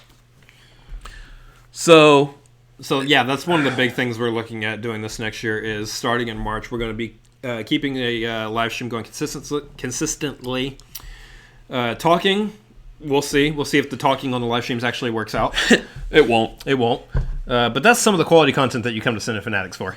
The big thing is that what we really want to do, and especially as we're looking at, and we're going to be honest about it, it feels like there's kind of a void in movie news shows now, where people will go to get their daily movie news content. With Movie Talk gone is what I'm really referencing here. Let my creative freak flag fly. Let my creative freak flag fly. Let my creative freak flag fly. No, I can't do it, Paul. Sorry. Okay, so like I was saying, with Movie Talk gone, there's a lot of holes on the internet now for people to find new sources of movie news, and that it's not the first thought in my mind that I would turn to the two of us for that kind of stuff. Because we're not Collider. Because we're not. Yeah, we're not. We're not an established company who knows and is able to break scoops and stuff. But I do want to be able to share the goings on and what we know about in the movie industry, our opinions on it, how we feel about those things, and be able to share that consistently and weekly. And be able to put on a show with it, do some other stuff. We'll continue doing Schmoedown talk during the live streams, especially as we might get matches too. That'll be a big thing too, and then all sorts of stuff. So, starting in March, it's gonna be on this day because this is just the hole that we've been able to carve out. It just seems to fit. Tuesday nights, 9:30 p.m. Central Time, because apparently we're in the Central Time Zone. Yes, Texas is in the Central Time Zone. At least most of Texas is. Yeah. I think all of Texas is, actually. Anyway, regardless. That is the time that we'll be doing streams whenever we do streams. Aside from, as I specified earlier, when we do the Oscar stream. The Oscar stream is going to be a little bit different. The Academy Awards stream. So, that being said, that's kind of the future plans right now. Might be doing some different stuff here and there throughout the year, but for the most part, it's the trailer reactions, Schmoedown reactions, movie reviews, and then we're going to start doing the live streams weekly in March. What are you grinning at? Because Andy Schick, so we said that we're not Collider, and he says, at least that means you're not led by Jack Hine. I don't really want to talk about that. Woo! Imagine there's something in this glass. That's our opinion. I made a passing reference. I don't want to talk Moving about on. I really don't want to talk about that. Moving on from your wanting to move on. Anyway. So let's go back. Let's do this real quick as we wrap up. Well, overall, I would say we want to continue what we're doing. We're going to do movie trailer reactions, movie reviews, and Schmoedown reactions, and then these live streams. We're going to kind of amp up these live streams a little bit more, and that's about it. Yep. I feel like I still kind of want to give it maybe almost another year before we really, I've tried diving into doing extra content, I think it was last year or 2018 I did the whole movies that for people who don't like horror movies for people who don't like horror movies. I did extraneous content that I don't know how well it landed because we didn't have a huge following, so therefore we didn't have enough people that actually cared about us to know what our opinion, or my opinion in that case, was about that particular subject. I want to do videos like that again, but I don't think we have earned that audience. Well, I mean, we'll see. If there's a good idea, we might hit it, but either way, pretty much what we mentioned is what the future of this channel looks like for at least 2020. Mm-hmm. See if there's anything else. See, Eric Nerd Chronic said, if you guys ever plan to get into TV show reactions, let me know. I mean, here's the thing. You do a lot of good work for Real Rejects, so we know that you've got that covered. Right now, TV show reactions are not in the docket because requiring us to sit down and watch a TV show. I watched The Mandalorian. That's the first TV show I watched in a long time. Yeah, and surprisingly, even more, and y'all don't realize this, even more surprisingly, I watched The Mandalorian. Yeah. And I want to binge watch through Watchmen here pretty soon too, but I just got to carve out the time to do that. I don't have the ability to watch a TV show right now between my work and Cinefanatics and then watching movies for study material. Yeah. For no particular reason. Garth said there's so many live streamers, it's tough to avoid overlapping. It is. It's going to get even tougher, especially as these all these guys from Displaced from Collider are making their stuff happen too. There's a lot of live streams all over the place, and that's great. We just all have to understand that you're not going to be able to watch every single person. You're not going to connect with every single person, and that's fine. Watch and do your best to try to support as many people as possible, but watch the ones you really connect with. I will say on the back end, there is a current conversation going on between all of the major, at least the major Schmoedown podcast after show. There is a conversation going on right now for us to be able to organize across the board. So, and I'm completely in support of that. So on a Monday night, you will have, say, Chill to Action, I believe, is going to be Monday night. On Tuesday night, you will have Cinefanatics. On Wednesday night, you will have someone that we're not going to have a lot of this overlap. The problem, though, is for after show reactors, and we all understand this, and it makes complete sense. If you get someone like Action Industries or Roxy Stryer, let's hit that 3-hour mark. If they do a live show as well, I mean, we are kind of all feeding into the same pool of fans at this point. Which, I mean, the thing is back to what I was saying, is this is going to be back to, we all need to grow our YouTube channels individually to grow our own fan base. So therefore, when we do live streams, we're getting people that are not necessarily Schmoedown fan related, but they're fan related to us as a YouTuber. Yeah. And that's why I was going back to say the people who were displaced by Collider, so to speak, Roxy, Coy, Roka, Riley, watch Emma, everybody. Go watch their content. See if you connect with it. If you connect with it, fantastic. If you don't, there's a lot of other live streamers and content out there that you could possibly connect with. Yep. So it's time to make all of these channels grow, and those channels that grow, particularly for you. rising tide raises all ships. I'm still trying to make sure I nailed how that phrase goes. Anyway, I think that's going to be about it. Not too many questions in the chat. That's okay. Let's see. Hey, Gar says horror movies that are not horror movies video with movies like Cats. That is a fact. That was a horror movie. That was a horrible movie. With the exception of Jennifer Hudson's performance, which was fantastic. She just looked weird. Yeah. Anyway. Close your eyes and listen to the music. Anyway, so that's gonna wrap this one up. I really hope you guys enjoyed this. We're almost at the 3-hour mark. So we're going to try to White Claw. We're going to try to wrap this up right now. Good, because I really have to pee. That was a lot of... First of all, microphone. Second of all, I'm glad they all knew that. I'm a human being. Anyway, we love you guys. Thank you so much for jumping in and onto this stream and supporting us tonight. It's all the likes, all the love in the comments. That's all a huge help. So we really appreciate every single one of you. And also, like, everybody can, I think most of these people already follow us. Most of y'all already follow us, but for those who are watching this and don't, Twitter, Instagram, all of the social medias at Cinefanatics MLP. Separately, I'm at Chris Adams MLP. He's got at Robert Adams MLP. So you can follow us all on those different links. Make sure you follow me on Letterboxd now that I've got that all set up. Robert Adams MLP. Again, let me know what you think of my movie history because it's going to be a lot of fun to talk about. So, yeah, and you can also follow me on Letterboxd. Also, you're not going to see much yet because I haven't really done a whole lot with it yet. I've just made it through this last decade. So, Facebook group Cinefanatics. If you're not a part of that, request to join. We will accept you. Yeah, there's not really we don't ask any questions like what's your favorite movie. We're gonna judge you on that. No, just hit request. You're approved. There's 14 to 20 people in there, so we'll accept you.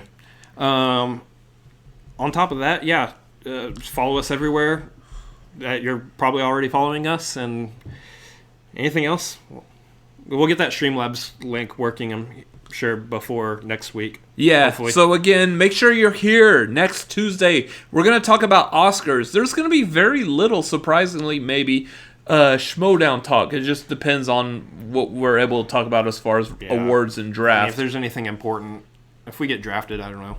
Yeah, that might be kind of cool. It also kind of depends on if the video is made public for everybody or not. I don't want to start dropping the awards winners and who got drafted when the video's not even public. So follow us. Make sure you're here next Tuesday as we talk. At least we're going to talk about the Oscar nominations, which is going to be huge. It's going to be a big one. Several of those movies we still haven't seen yet, but can definitely have an opinion on a lot of them because we still follow a lot of the movie news anyway. So make sure you follow us, subscribe, like, comment, everything. And that's going to do it for this live stream. Thank y'all for hanging out with us, and we will see y'all next week.